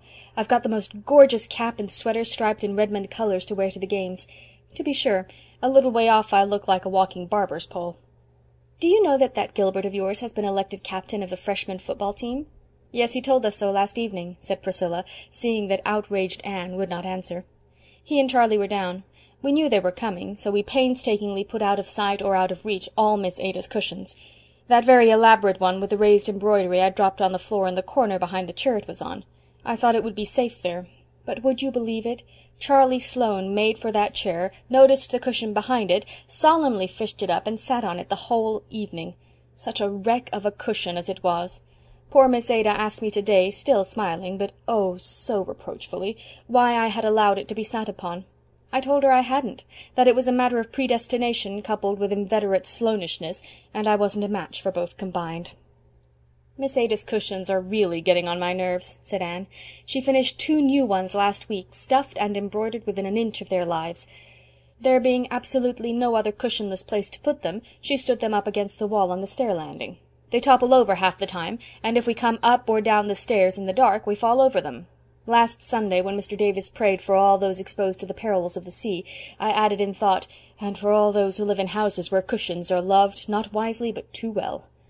There, we're ready, and I see the boys coming through Old St. John's. Do you cast in your lot with us, Phil? I'll go, if I can walk with Priscilla and Charlie. That will be a bearable degree of gooseberry. That Gilbert of yours is a darling, Anne, but why does he go around so much with goggle eyes? Anne stiffened. She had no great liking for Charlie Sloane, but he was of Avonlea, so no outsider had any business to laugh at him. Charlie and Gilbert have always been friends, she said coldly. Charlie is a nice boy. He's not to blame for his eyes. Don't tell me that. He is. He must have done something dreadful in a previous existence to be punished with such eyes. Pris and I are going to have such sport with him this afternoon. We'll make fun of him to his face, and he'll never know it." Doubtless the abandoned peas, as Anne called them, did carry out their amiable intentions. But Sloane was blissfully ignorant. He thought he was quite a fine fellow to be walking with two such co-eds, especially Philippa Gordon, the class beauty and belle. It must surely impress Anne. She would see that some people appreciated him at his real value. Gilbert and Anne loitered a little behind the others, enjoying the calm, still beauty of the autumn afternoon under the pines of the park, on the road that climbed and twisted round the harbour shore. "The silence here is like a prayer, isn't it?" said Anne, her face upturned to the shining sky. "How I love the pines! They seem to strike their roots deep into the romance of all the ages. It is so comforting to creep away now and then for a good talk with them. I always feel so happy out here. And so in the mountain solitudes o'ertaken, as by some spell divine, their cares drop from them like the needles shaken from out the gusty pine," quoted Gilbert. "They make our little ambitions seem rather petty, don't they, Anne?" "I think, if ever any great sorrow came to me, I would come to the pines for comfort," said Anne dreamily. "I hope no great sorrow ever will come to you, Anne," said Gilbert, who could not connect the idea of sorrow with the vivid, joyous creature beside him, unwitting that those who can soar to the highest heights can also plunge to the deepest depths, and that the natures which enjoy most keenly are those which also suffer most sharply. "But there must, sometime," mused Anne. "Life seems like a cup of glory held to my lips just now, but there must be some bitterness in it. There is in every cup. I shall taste mine some day. Well, I hope I shall be strong and brave to meet it, and I hope it won't be through my own fault that it will come. Do you remember what Dr. Davis said last Sunday evening, that the sorrows God sent us brought comfort and strength with them, while the sorrows we brought on ourselves, through folly or wickedness, were by far the hardest to bear? But we mustn't talk of sorrow on an afternoon like this. It's meant for the sheer joy of living, isn't it? If I had my way, I'd shut everything out of your life but happiness and pleasure, Anne," said Gilbert, in the tone that meant danger ahead. "Then you would be very unwise," rejoined Anne hastily. "I'm sure no life can be properly developed and rounded out without some trial and sorrow, though I suppose it is only when we are pretty comfortable that we admit it. Come, the others have got to the pavilion and are beckoning to us." They all sat down in the little pavilion to watch an autumn sunset of deep red fire and pallid gold. To their left lay Kingsport, its roofs and spires dim in their shroud of violet smoke. To their right lay the harbour, taking on tints of rose and copper as it stretched out into the sunset. Before them the water shimmered, satin smooth and silver grey, and beyond, clean-shaven William's Island loomed out of the mist, guarding the town like a sturdy bulldog. Its lighthouse beacon flared through the mist like a baleful star, and was answered by another in the far horizon. "Did you ever see such a strong-looking place?" asked Philippa. "I don't want William's Island especially, but I'm sure I couldn't get it if I did. Look at that sentry on the summit of the fort, right beside the flag. Doesn't he look as if he had stepped out of a romance?" "Speaking of romance," said Priscilla, "we've been looking for heather, but of course we couldn't find any. It's too late in the season, I suppose." "Heather!" exclaimed Anne. "Heather doesn't grow in America, does it?" "There are just 2 patches of it in the whole continent," said Phil. "One right here in the park, and one somewhere else in Nova Scotia, I forget where. The famous Highland Regiment, the Black Watch, camped here one year, and when the men shook out the straw of their beds in the spring, some seeds of heather took root." "Oh, how delightful!" said enchanted Anne. "Let's go home around by Spofford Avenue," suggested Gilbert. "We can see all the handsome houses where the wealthy nobles dwell. Spofford Avenue is the finest residential street in Kingsport. Nobody can build on it unless he's a millionaire." "Oh, do," said Phil. "There's a perfectly killing little place I want to show you, Anne. It wasn't built by a millionaire. It's the first place after you leave the park, and must have grown while Spofford Avenue was still a country road. It did grow, it wasn't built. I don't care for the houses on the avenue. They're too brand new and plate-glassy. But this little spot is a dream, and its name— Oh, but wait till you see it." They saw it as they walked up the pine-fringed hill from the park. Just on the crest, where Spofford Avenue petered out into a plain road, was a little white frame house with groups of pines on either side of it, stretching their arms protectingly over its low roof. It was covered with red and gold vines, through which its green-shuttered windows peeped. Before it was a tiny garden, surrounded by a low stone wall. October though it was, the garden was still very sweet, with dear, old-fashioned, unworldly flowers and shrubs, sweet may, southernwood, lemon verbena, alyssum, petunias, marigolds, and chrysanthemums. A tiny brick walk in herringbone pattern led from the gate to the front porch. The whole place might have been transplanted from some remote country village, yet there was something about it that made its nearest neighbour, the big lawn-encircled palace of a tobacco king, look exceedingly crude and showy and ill-bred by contrast. As Phil said, it was the difference between being born and being made. "It's the dearest place I ever saw," said Anne delightedly. "It gives me one of my old, delightful, funny aches. It's dearer and quainter than even Miss Lavendar's stone house." "It's the name I want you to notice especially," said Phil. "Look, in white letters around the archway over the gate. Patty's Place. Isn't that killing? Especially on this avenue of Pinehurst and Elmwolds and Cedarcrofts. Patty's Place, if you please. I adore it." "Have you any idea who Patty is?" asked Priscilla. "Patty Spofford is the name of the old lady who owns it, I've discovered. She lives there with her niece, and they've lived there for hundreds of years, more or less. Maybe a little less, Anne. Exaggeration is merely a flight of poetic fancy. I understand that wealthy folk have tried to buy the lot time and again. It's really worth a small fortune now, you know, but Patty won't sell upon any consideration. And there's an apple orchard behind the house in place of a backyard. You'll see it when we get a little past. A real apple orchard on Spofford Avenue." "I'm going to dream about Patty's Place tonight," said Anne. "Why, I feel as if I belonged to it.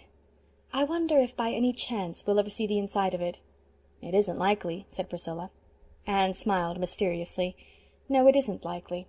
But I believe it will happen. I have a queer, creepy, crawly feeling. You can call it a presentiment if you like, that Patty's Place and I are going to be better acquainted yet." End of Chapter 6. Anne of the Island by Lucy Maud Montgomery. Chapter 7. Home Again. Those first 3 weeks at Redmond had seemed long, but the rest of the term flew by on wings of wind. Before they realized it, the Redmond students found themselves in the grind of Christmas examinations, emerging therefrom more or less triumphantly. The honor of leading in the freshman classes fluctuated between Anne, Gilbert, and Philippa. Priscilla did very well. Charlie Sloane scraped through respectably, and comported himself as complacently as if he had led in everything. "I can't really believe that this time tomorrow I'll be in Green Gables," said Anne on the night before departure. "But I shall be. And you, Phil, will be in Bolingbroke with Alec and Alonzo." "I'm longing to see them," admitted Phil between the chocolate she was nibbling. "They really are such dear boys, you know. There's to be no end of dances and drives and general jamborees. I shall never forgive you, Queen Anne, for not coming home with me for the holidays." "Never means 3 days with you, Phil. It was dear of you to ask me, and I'd love to go to Bolingbroke some day, but I can't go this year. I must go home.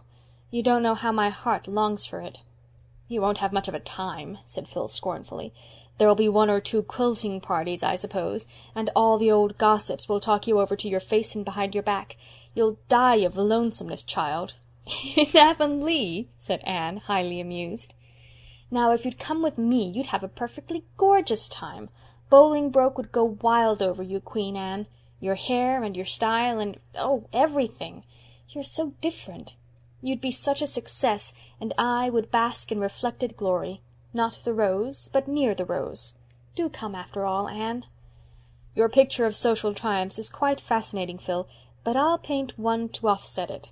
I'm going home to an old country farmhouse, once green, rather faded now, set among leafless apple orchards. There is a brook below and a December fir-wood beyond, where I've heard harps swept by the fingers of rain and wind. There is a pond near-by that will be grey and brooding now. There will be 2 oldish ladies in the house, one tall and thin, one short and fat, and there will be 2 twins, one a perfect model, the other what Mrs. Lynde calls a holy terror.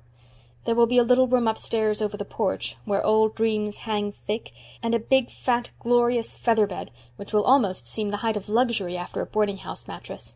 How do you like my picture, Phil?" "It seems a very dull one," said Phil with a grimace. "Oh, but I've left out the transforming thing," said Anne softly. "There'll be love there, Phil. Faithful, tender love, such as I'll never find anywhere else in the world. Love that's waiting for me. That makes my picture a masterpiece, doesn't it? Even if the colors are not very brilliant." Phil silently got up, tossed her box of chocolates away, went up to Anne and put her arms about her. "Anne, I wish I was like you," she said soberly. Diana met Anne at the Carmody station the next night, and they drove home together under silent, star-sown depths of sky. Green Gables had a very festal appearance as they drove up the lane. There was a light in every window, the glow breaking out through the darkness like flame-red blossoms swung against the dark background of the haunted wood. And in the yard was a brave bonfire, with 2 gay little figures dancing around it, one of which gave an unearthly yell as the buggy turned in under the poplars. "Davy means that for an Indian war-whoop," said Diana. "Mr. Harrison's hired boy taught it to him, and he's been practicing it up to welcome you with. Mrs. Lynde says it has worn her nerves to a frazzle. He creeps up behind her, you know, and then lets go. He was determined to have a bonfire for you, too. He's been piling up branches for a fortnight, and pestering Marilla to be let pour some kerosene oil over it before setting it on fire. I guess she did by the smell, though Mrs. Lynde said up to the last that Dave would blow himself and everybody else up if he was let." Anne was out of the buggy by this time, and Davy was rapturously hugging her knees, while even Dora was clinging to her hand. "Isn't that a bully bonfire, Anne? Just let me show you how to poke it. See the sparks? I did it for you, Anne, 'cause I was so glad you were coming home." The kitchen door opened, and Marilla's spare form darkened against the inner light. She preferred to meet Anne in the shadows, for she was horribly afraid that she was going to cry with joy. She, stern, repressed Marilla, who thought all display of deep emotion unseemly. Mrs. Lynde was behind her, sonsy, kindly, matronly as of yore. The love that Anne had told Phil was waiting for her surrounded her and enfolded her with its blessing and its sweetness. Nothing, after all, could compare with old ties, old friends, and old Green Gables. How starry Anne's eyes were as they sat down to the loaded supper-table, how pink her cheeks, how silver-clear her laughter. And Diana was going to stay all night, too. How like the dear old times it was. And the rosebud tea-set graced the table. With Marilla the force of nature could no further go. "I suppose you and Diana will now proceed to talk all night," said Marilla sarcastically as the girls went upstairs. Marilla was always sarcastic after any self-betrayal. "Yes," agreed Anne gaily, "but I'm going to put Davy to bed first. He insists on that." "You bet," said Davy, as they went along the hall. "I want somebody to say my prayers to again. It's no fun saying them alone." "You don't say them alone, Davy. God is always with you to hear you." "Well, I can't see him," objected Davy.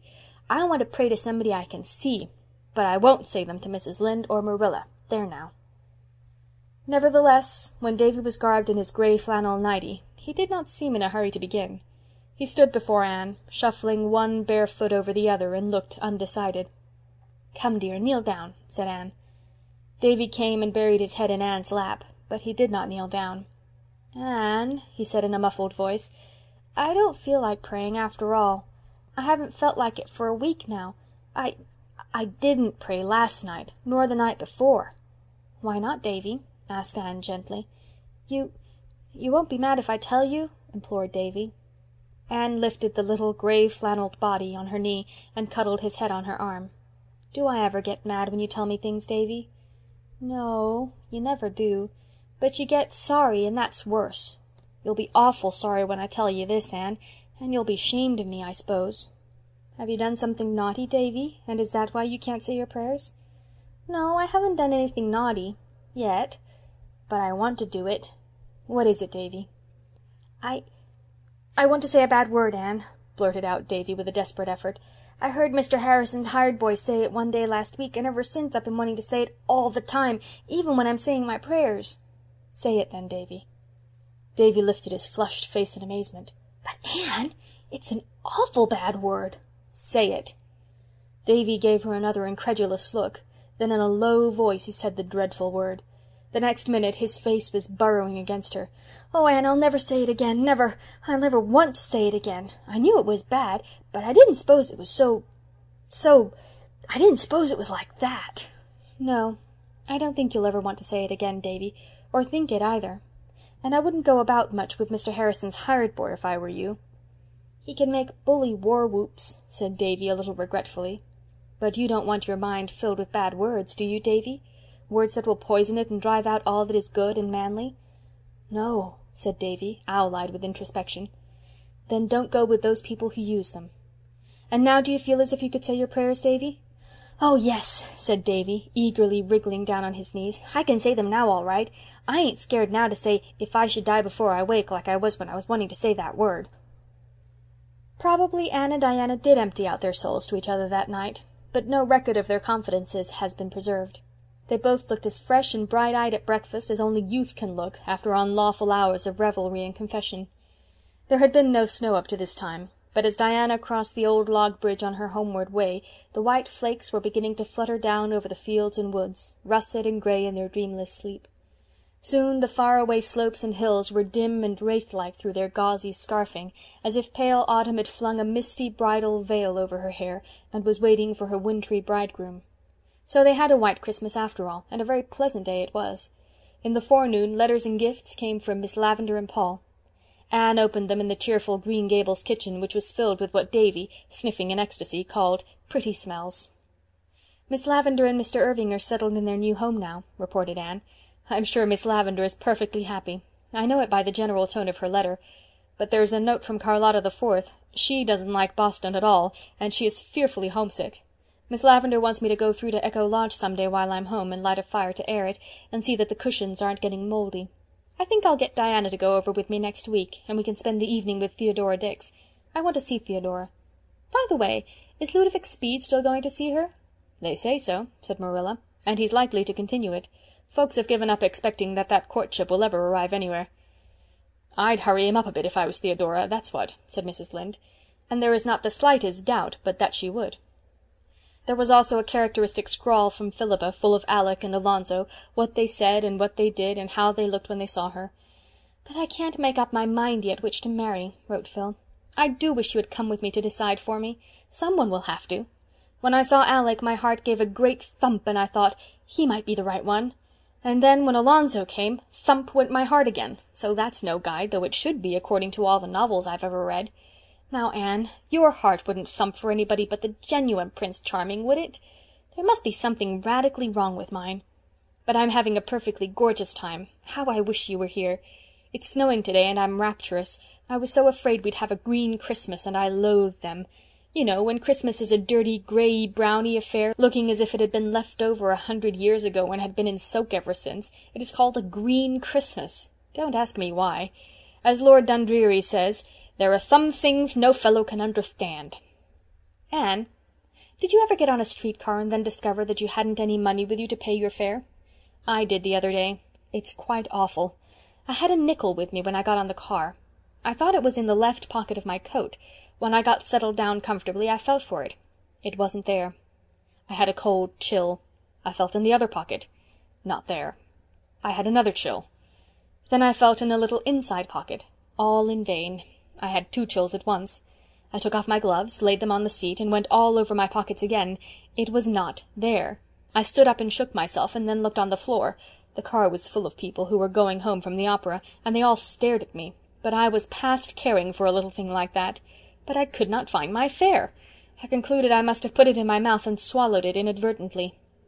I didn't know what to do. Would the conductor, I wondered, stop the car and put me off in ignominy and shame? Was it possible that I could convince him that I was merely the victim of my own absent-mindedness, and not an unprincipled creature trying to obtain a ride upon false pretenses?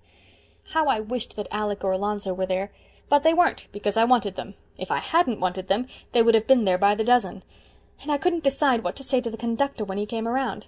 As soon as I got one sentence of explanation mapped out in my mind, I felt nobody could believe it, and I must compose another.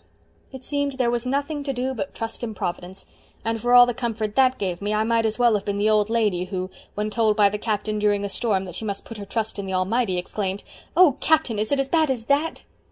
Just at the conventional moment, when all hope had fled, and the conductor was holding out his box to the passenger next to me, I suddenly remembered where I had put that wretched coin of the realm. I hadn't swallowed it after all. I meekly fished it out of the index finger of my glove and poked it in the box.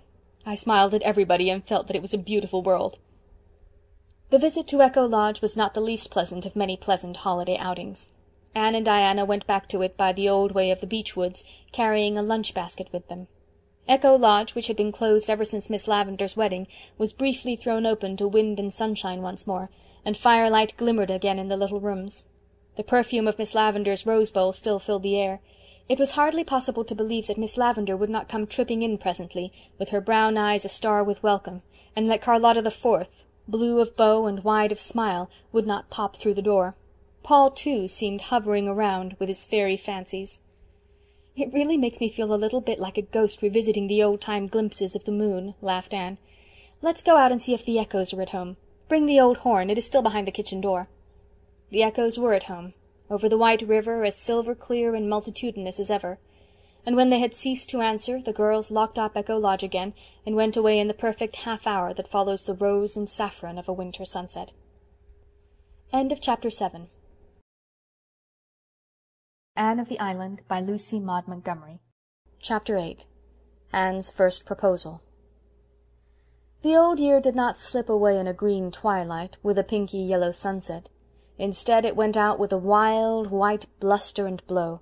It was one of the nights when the storm wind hurtles over the frozen meadows and black hollows, and moans around the eaves like a lost creature, and drives the snow sharply against the shaking panes. "Just the sort of night people like to cuddle down between their blankets and count their mercies," said Anne to Jane Andrews, who had come up to spend the afternoon and stay all night. But when they were cuddled between their blankets, in Anne's little porch-room, it was not her mercies of which Jane was thinking. "Anne," she said very solemnly, "I want to tell you something. May I?" Anne was feeling rather sleepy after the party Ruby Gillis had given the night before. She would much rather have gone to sleep than listen to Jane's confidences, which she was sure would bore her. She had no prophetic inkling of what was coming. Probably Jane was engaged too. Rumour averred that Ruby Gillis was engaged to the Spencervale school-teacher, about whom all the girls were said to be quite wild. "I'll soon be the only fancy-free maiden of our old quartet," thought Anne drowsily. Aloud she said, "Of course." "Anne," said Jane, still more solemnly, "what do you think of my brother Billy?" Anne gasped over this unexpected question, and floundered helplessly in her thoughts. Goodness! What did she think of Billy Andrews? She had never thought anything about him. Round-faced, stupid, perpetually smiling, good-natured Billy Andrews. Did anybody ever think about Billy Andrews? I don't understand, Jane," she stammered. "What do you mean, exactly?" "Do you like Billy?" asked Jane bluntly. Why, yes, I like him, of course," gasped Anne, wondering if she were telling the literal truth. Certainly she did not dislike Billy. But could the indifferent tolerance with which she regarded him when he happened to be in her range of vision be considered positive enough for liking? What was Jane trying to elucidate? "Would you like him for a husband?" asked Jane calmly. "A husband?" Anne had been sitting up in bed the better to wrestle with the problem of her exact opinion of Billy Andrews. Now she fell flatly back on her pillows, the very breath gone out of her. "Whose husband?" "Yours, of course," answered Jane. "Billy wants to marry you. He's always been crazy about you, and now father has given him the upper farm in his own name, and there's nothing to prevent him from getting married. But he's so shy he couldn't ask you himself if you'd have him, so he got me to do it. I'd rather not have, but he gave me no peace till I said I would if I got a good chance. What do you think about it, Anne?" Was it a dream? Was it one of those nightmare things in which you find yourself engaged or married to someone you hate or don't know without the slightest idea of how it ever came about? No. She, Anne Shirley, was lying there wide awake in her own bed, and Jane Andrews was beside her, calmly proposing for her brother Billy. Anne did not know whether she wanted to writhe or laugh, but she could do neither, for Jane's feelings must not be hurt. I couldn't marry Billy, you know, Jane," she managed to gasp. "Why, such an idea never occurred to me. Never." "I don't suppose it did," agreed Jane. "Billy has always been far too shy to think of courting. But you might think it over, Anne. Billy is a good fellow. I must say that if he is my brother. He has no bad habits, and he's a great worker, and you can depend on him. A bird in the hand is worth two in the bush. He told me to tell you he'd be quite willing to wait till you got through college if you insisted, though he'd rather get married this spring before the planting begins. He'd always be very good to you, I'm sure, and you know, Anne, I'd love to have you for a sister." "I can't marry Billy," said Anne decidedly. She had recovered her wits, and was even feeling a little angry. It was all so ridiculous. "There is no use thinking of it, Jane. I don't care anything for him in that way, and you must tell him so." "Well, I didn't suppose you would," said Jane with a resigned sigh, feeling that she had done her best. "I told Billy I didn't believe it was a bit of use to ask you, but he insisted." "Well, you've made your decision, Anne, and I hope you won't regret it." Jane spoke rather coldly. She had been perfectly sure that the enamoured Billy had no chance at all of inducing Anne to marry him. Nevertheless, she felt a little resentment that Anne Shirley, who was, after all, merely an adopted orphan without kith or kin, should refuse her brother, one of the Avonlea Andrews. Well, Pride sometimes goes before a fall, Jane reflected ominously. Anne permitted herself to smile in the darkness over the idea that she might ever regret not marrying Billy Andrews. "I hope Billy won't feel very badly over it," she said nicely. Jane made a movement as if she were tossing her head on her pillow. "Oh, he won't break his heart. Billy has too much good sense for that. He likes Nettie Blewett pretty well, too, and Mother would rather he married her than anyone. She's such a good manager and saver. I think when Billy is once sure you won't have him, he'll take Nettie. Please don't mention this to anyone, will you, Anne?" "Certainly not," said Anne, who had no desire whatever to publish abroad the fact that Billy Andrews wanted to marry her, preferring her, when all was said and done, to Nettie Blewett. Nettie Blewett! "And now I suppose we'd better go to sleep," suggested Jane. To sleep went Jane easily and speedily. But though very unlike Macbeth in most respects, she had certainly contrived to murder sleep for Anne. That proposed-to damsel lay on a wakeful pillow until the wee sma's, but her meditations were far from being romantic. It was not, however, until the next morning that she had an opportunity to indulge in a good laugh over the whole affair. When Jane had gone home, still with a hint of frost in voice and manner because Anne had declined so ungratefully and decidedly the honour of an alliance with the house of Andrews, Anne retreated to the porch-room, shut the door, and had her laugh out at last. "If I could only share the joke with someone," she thought, "but I can't. Diana is the only one I'd want to tell, and even if I hadn't sworn secrecy to Jane, I can't tell Diana things now. She tells everything to Fred, I know she does. Well, I've had my first proposal. I supposed it would come some day, but I certainly never thought it would be by proxy. It's awfully funny, and yet there's a sting in it, too, somehow." Anne knew quite well wherein the sting consisted, though she did not put it into words.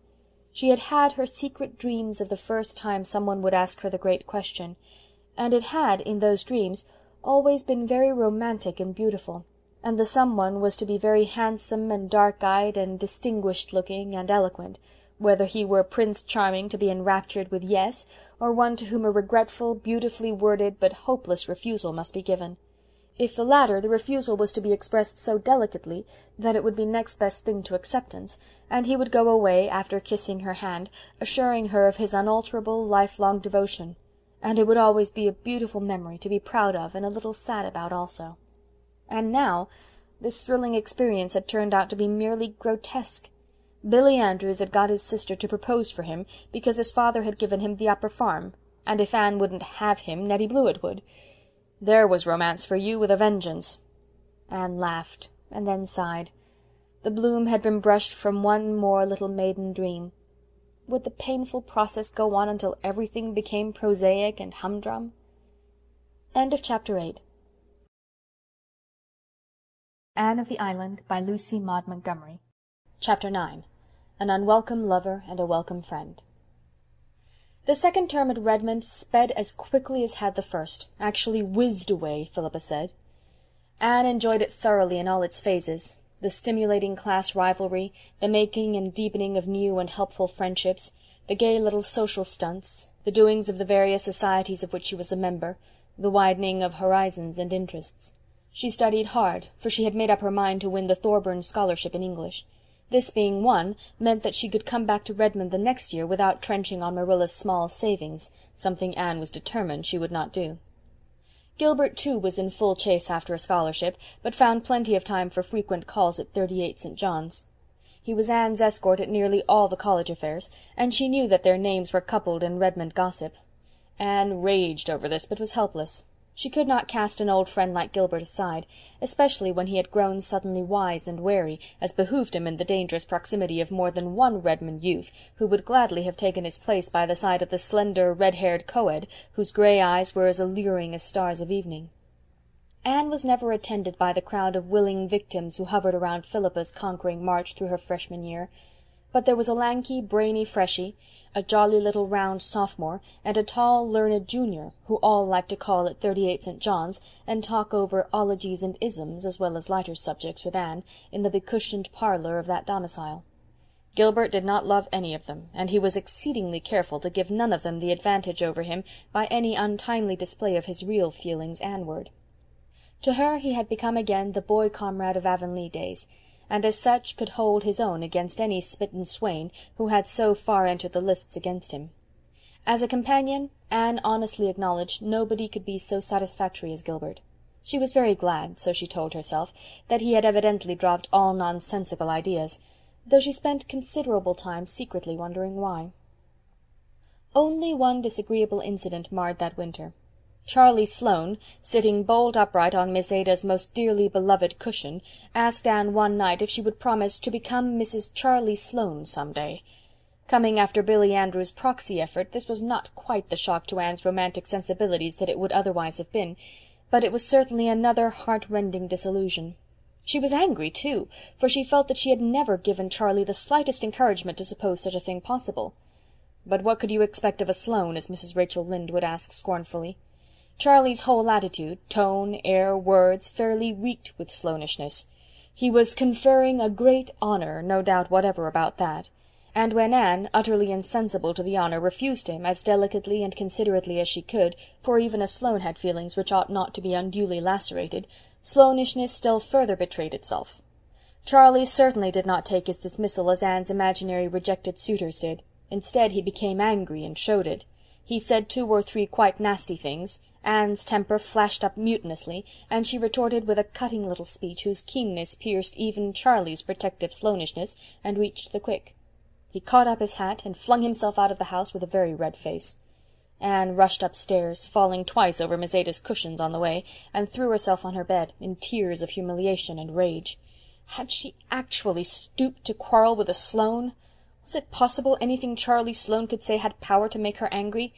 Oh, this was degradation indeed, worse even than being the rival of Nettie Blewett. "I wish I need never see the horrible creature again," she sobbed vindictively into her pillows. She could not avoid seeing him again, but the outraged Charlie took care that it should not be at very close quarters.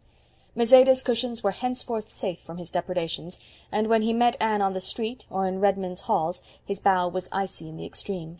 Relations between these 2 old schoolmates continued to be thus strained for nearly a year. Then Charlie transferred his blighted affections to a round, rosy, snub-nosed, blue-eyed little sophomore, who appreciated them as they deserved, whereupon he forgave Anne and condescended to be civil to her again, in a patronizing manner intended to show her just what she had lost. One day Anne scurried excitedly into Priscilla's room. "Read that," she cried, tossing Priscilla a letter. "It's from Stella, and she's coming to Redmond next year. And what do you think of her idea? I think it's a perfectly splendid one, if we can only carry it out. Do you suppose we can, Pris?" "I'll be better able to tell you when I find out what it is," said Priscilla, casting aside a Greek lexicon and taking up Stella's letter. Stella Maynard had been one of their chums at Queen's Academy, and had been teaching school ever since. "But I'm going to give it up, Anne dear," she wrote, "and go to college next year. As I took the 3rd year at Queen's, I can enter the sophomore year. I'm tired of teaching in a back country school. Some day I'm going to write a treatise on The Trials of a Country Schoolmarm. It will be a harrowing bit of realism. It seems to be the prevailing impression that we live in clover, and have nothing to do but draw our quarter's salary. My treatise shall tell the truth about us. Why, if a week should pass without someone telling me that I am doing easy work for big pay, I would conclude that I might as well order my ascension robe immediately and to onest. Well, you get your money easy, some ratepayer will tell me condescendingly. All you have to do is sit there and hear lessons. I used to argue the matter at first, but I am wiser now. Facts are stubborn things, but as someone has wisely said, not half so stubborn as fallacies. So I only smile loftily now in eloquent silence. Why, I have 9 grades in my school, and I have to teach a little of everything, from investigating the interiors of earthworms to the study of the solar system. My youngest pupil is 4. His mother sends him to school to get him out of the way, and my oldest 20. It suddenly struck him that it would be easier to go to school and get an education than follow the plough any longer. In the wild effort to cram all sorts of research into 6 hours a day, I don't wonder if the children feel a little like the boy who was taken to see the Biograph. I have to look for what's coming next before I know what went last, he complained. I feel like that myself. And the letters I get, Anne! Tommy's mother writes me that Tommy is not coming on in arithmetic as fast as she would like. He is only in simple reduction yet, and Johnny Johnson is in fractions, and Johnny isn't half as smart as her Tommy, and she can't understand it. And Susie's father wants to know why Susie can't write a letter without misspelling half the words, and Dick's aunt wants me to change his seat because that bad brown boy he is sitting with is teaching him to say naughty words. As to the financial part, but I'll not begin on that. Those whom the gods wish to destroy they first make country schoolmarms. There, I feel better after that growl. After all, I've enjoyed these past 2 years. But I'm coming to Redmond. And now, Anne, I've a little plan. You know how I loathe boarding. I've boarded for 4 years, and I'm so tired of it. I don't feel like enduring 3 years more of it. Now, why can't you and Priscilla and I club together, rent a little house somewhere in Kingsport, and board ourselves? It would be cheaper than any other way. Of course, we would have to have a housekeeper, and I have one ready on the spot. You've heard me speak of Aunt Jamesina? She's the sweetest aunt that ever lived, in spite of her name. She can't help that. She was called Jamesina because her father, whose name was James, was drowned at sea a month before she was born. I always call her Aunt Jimsy. Well, her only daughter has recently married and gone to the foreign mission field. Aunt Jamesina is left alone in a great big house, and she is horribly lonesome. She will come to Kingsport and keep house for us if we want her, and I know you'll both love her. The more I think of the plan, the more I like it. We could have such good independent times. Now, if you and Priscilla agree to it, wouldn't it be a good idea for you, who are on the spot, to look around and see if you can find a suitable house this spring? That would be better than leaving it till the fall. If you could get a furnished one, so much the better, but if not, we can scare up a few sticks of furniture between us and old family friends with attics. Anyhow, decide as soon as you can and write me, so that Aunt Jamesina will know what plans to make for next year." "I think it's a good idea," said Priscilla.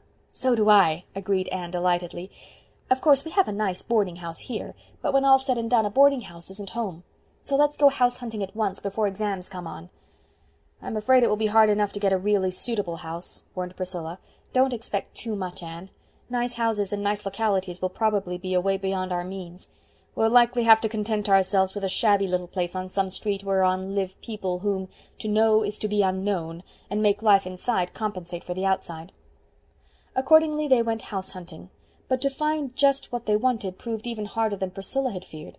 Houses there were galore, furnished and unfurnished, but one was too big, another too small, this one too expensive, that one too far from Redmond. Exams were on and over.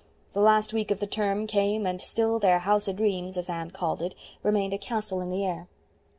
"We shall have to give up and wait till the fall, I suppose," said Priscilla wearily, as they rambled through the park on one of April's daring days of breeze and blue, when the harbour was creaming and shimmering beneath the pearl-hued mists floating over it. "We may find some shack to shelter us then, and if not, boarding-houses we shall have always with us." "I'm not going to worry about it just now, anyway, and spoil this lovely afternoon," said Anne, gazing around her with delight. The fresh, chill air was faintly charged with the aroma of pine balsam, and the sky above was crystal clear and blue, a great inverted cup of blessing. "Spring is singing in my blood today, and the lure of April is abroad on the air. I'm seeing visions and dreaming dreams, Pris. That's because the wind is from the west. I do love the west wind. It sings of hope and gladness, doesn't it? When the east wind blows, I always think of sorrowful rain on the eaves and sad waves on a grey shore. When I get old, I shall have rheumatism when the wind is east. And isn't it jolly when you discard furs and winter garments for the first time and sally forth like this in spring attire?" laughed Priscilla. "Don't you feel as if you had been made over new?" "Everything is new in the spring," said Anne. "Springs themselves are always so new, too. No spring is ever just like any other spring. It always has something of its own to be its own peculiar sweetness. See how green the grass is around that little pond, and how the willow buds are bursting. And exams are over and gone. The time of convocation will come soon, next Wednesday. This day next week we'll be home." "I'm glad," said Anne dreamily. "There are so many things I want to do. I want to sit on the back porch steps and feel the breeze blowing down over Mr. Harrison's fields. I want to hunt ferns in the haunted wood and gather violets in Violet Vale. Do you remember the day of our golden picnic, Priscilla? I want to hear the frogs singing and the poplars whispering. But I've learned to love Kingsport, too, and I'm glad I'm coming back next fall. If I hadn't won the Thorburn, I don't believe I could have. I couldn't take any of Marilla's little hoard." "If we could only find a house," sighed Priscilla. "Look over there at Kingsport, Anne. Houses, houses everywhere, and not one for us." "Stop it, Pris. The best is yet to be. Like the old Roman, we'll find a house or build one. On a day like this there's no such word as fail in my bright lexicon." They lingered in the park until sunset, living in the amazing miracle and glory and wonder of the springtide, and they went home as usual by way of Spofford Avenue, that they might have the delight of looking at Patty's Place. "I feel as if something mysterious were going to happen right away, by the pricking of my thumbs," said Anne, as they went up the slope. "It's a nice story-bookish feeling. Why, Why, Priscilla Grant, look over there and tell me if it is true, or am I seeing things?" Priscilla looked. Anne's thumbs and eyes had not deceived her. Over the arched gateway of Patty's Place dangled a little modest sign. It said, "To let, furnished, inquire within." "Priscilla," said Anne in a whisper, "do you suppose it's possible that we could rent Patty's Place?" "No, I don't," averred Priscilla. "It would be too good to be true. Fairy tales don't happen nowadays." "I won't hope, Anne. The disappointment would be too awful to bear. They're sure to want more for it than we can afford. Remember, it's on Spofford Avenue." "We must find out, anyhow," said Anne resolutely. "It's too late to call this evening, but we'll come tomorrow. Oh, Pris, if we can get this darling spot! I've always felt that my fortunes were linked with Patty's Place ever since I saw it first." End of Chapter 9. Anne of the Island by Lucy Maud Montgomery. Chapter 10. Patty's Place. The next evening found them treading resolutely the herringbone walk through the tiny garden. The April wind was filling the pine trees with its roundelay, and the grove was alive with robins, great, plump, saucy fellows, strutting along the paths. The girls rang rather timidly, and were admitted by a grim and ancient handmaiden. The door opened directly into a large living-room, where by a cheery little fire sat 2 other ladies, both of whom were also grim and ancient. Except that one looked to be about 70 and the other 50, there seemed little difference between them. Each had amazingly big, light blue eyes behind steel-rimmed spectacles. Each wore a cap and a grey shawl. Each was knitting without haste and without rest. Each rocked placidly and looked at the girls without speaking, and just behind each sat a large white china dog, with round green spots all over it, a green nose and green ears. Those dogs captured Anne's fancy on the spot. They seemed like the twin guardian deities of Patty's Place. For a few moments nobody spoke. The girls were too nervous to find words, and neither the ancient ladies nor the china dog seemed conversationally inclined. Anne glanced about the room. What a dear place it was! Another door opened out of it directly into the pine grove, and the robins came boldly up on the very step. The floor was spotted with round braided mats, such as Marilla made at Green Gables, but which were considered out of date everywhere else, even in Avonlea. And yet here they were on Spofford Avenue. A big, polished grandfather's clock ticked loudly and solemnly in a corner. There were delightful little cupboards over the mantelpiece, behind whose glass doors gleamed quaint bits of china. The walls were hung with old prints and silhouettes. In one corner the stairs went up, and at the first low turn was a long window with an inviting seat. It was all just as Anne had known it must be. By this time the silence had grown too dreadful, and Priscilla nudged Anne to intimate that she must speak. We saw by your sign that this house is to let," said Anne faintly, addressing the older lady, who was evidently Miss Patty Spofford. "Oh, yes," said Miss Patty. "I intended to take that sign down today." Then we are too late," said Anne sorrowfully. "You've let it to someone else?" "No, but we have decided not to let it at all." "Oh, I'm so sorry," exclaimed Anne impulsively. "I love this place so. I did hope we could have got it." Then did Miss Patty lay down her knitting, take off her specs, rub them, put them on again, and for the first time look at Anne as at a human being. The other lady followed her example so perfectly that she might as well have been a reflection in a mirror. "You love it," said Miss Patty with emphasis. "Does that mean that you really love it, or that you merely like the looks of it? The girls nowadays indulge in such exaggerated statements that one never can tell what they do mean. It wasn't so in my young days. Then a girl did not say she loved turnips in just the same tone as she might have said she loved her mother or her Saviour." Anne's conscience bore her up. "I really do love it," she said gently. "I've loved it ever since I saw it last fall. My 2 college chums and I want to keep house next year instead of boarding, so we're looking for a little place to rent, and when I saw that this house was to let, I was so happy." "If you love it, you can have it," said Miss Patty. "Maria and I decided today that we would not let it after all, because we did not like any of the people who have wanted it. We don't have to let it. We can afford to go to Europe even if we don't let it. It would help us out, but not for gold will I let my home pass into the possession of such people as have come here and looked at it. You are different. I believe you do love it and will be good to it. You can have it. If we can afford to pay what you ask for it," hesitated Anne. Miss Patty named the amount required. Anne and Priscilla looked at each other. Priscilla shook her head. "I'm afraid we can't afford quite so much," said Anne, choking back her disappointment. "You see, we are only college girls, and we are poor." What were you thinking you could afford?" demanded Miss Patty, ceasing not to knit. Anne named her amount. Miss Patty nodded gravely. "That will do. As I told you, it is not strictly necessary that we should let it at all. We are not rich, but we have enough to go to Europe on. I have never been in Europe in my life, and never expected or wanted to go, but my niece there, Maria Spofford, has taken a fancy to go. Now you know a young person like Maria can't go globe-trotting alone." "No, I suppose not," murmured Anne, seeing that Miss Patty was quite solemnly in earnest. "Of course not. So I have to go along to look after her. I expect to enjoy it, too. I'm 70 years old, but I'm not tired of living yet. I dare say I'd have gone to Europe before if the idea had occurred to me. We shall be away for 2 years, perhaps 3. We sail in June, and we shall send you the key, and leave all in order for you to take possession when you choose. We shall pack away a few things we prize especially, but all the rest will be left." "Will you leave the china dogs?" asked Anne timidly. "Would you like me to?" "Oh, indeed, yes, they're delightful." A pleased expression came into Miss Patty's face. "I think a great deal of those dogs," she said proudly. "They are over 100 years old, and have sat on either side of this fireplace ever since my brother Aaron brought them from London 50 years ago. Spofford Avenue was called after my brother Aaron." "A fine man he was," said Miss Maria, speaking for the first time. "Ah, you don't see the like of him nowadays." "He was a good uncle to you, Maria," said Miss Patty with evident emotion. "You do well to remember him." "I shall always remember him," said Miss Maria solemnly. "I can see him this minute, standing there before that fire, with his hands under his coat-tails, beaming on us." Miss Maria took out her handkerchief and wiped her eyes, but Miss Patty came resolutely back from the regions of sentiment to those of business. "I shall leave the dogs where they are, if you will promise to be very careful of them," she said. "Their names are Gog and Magog.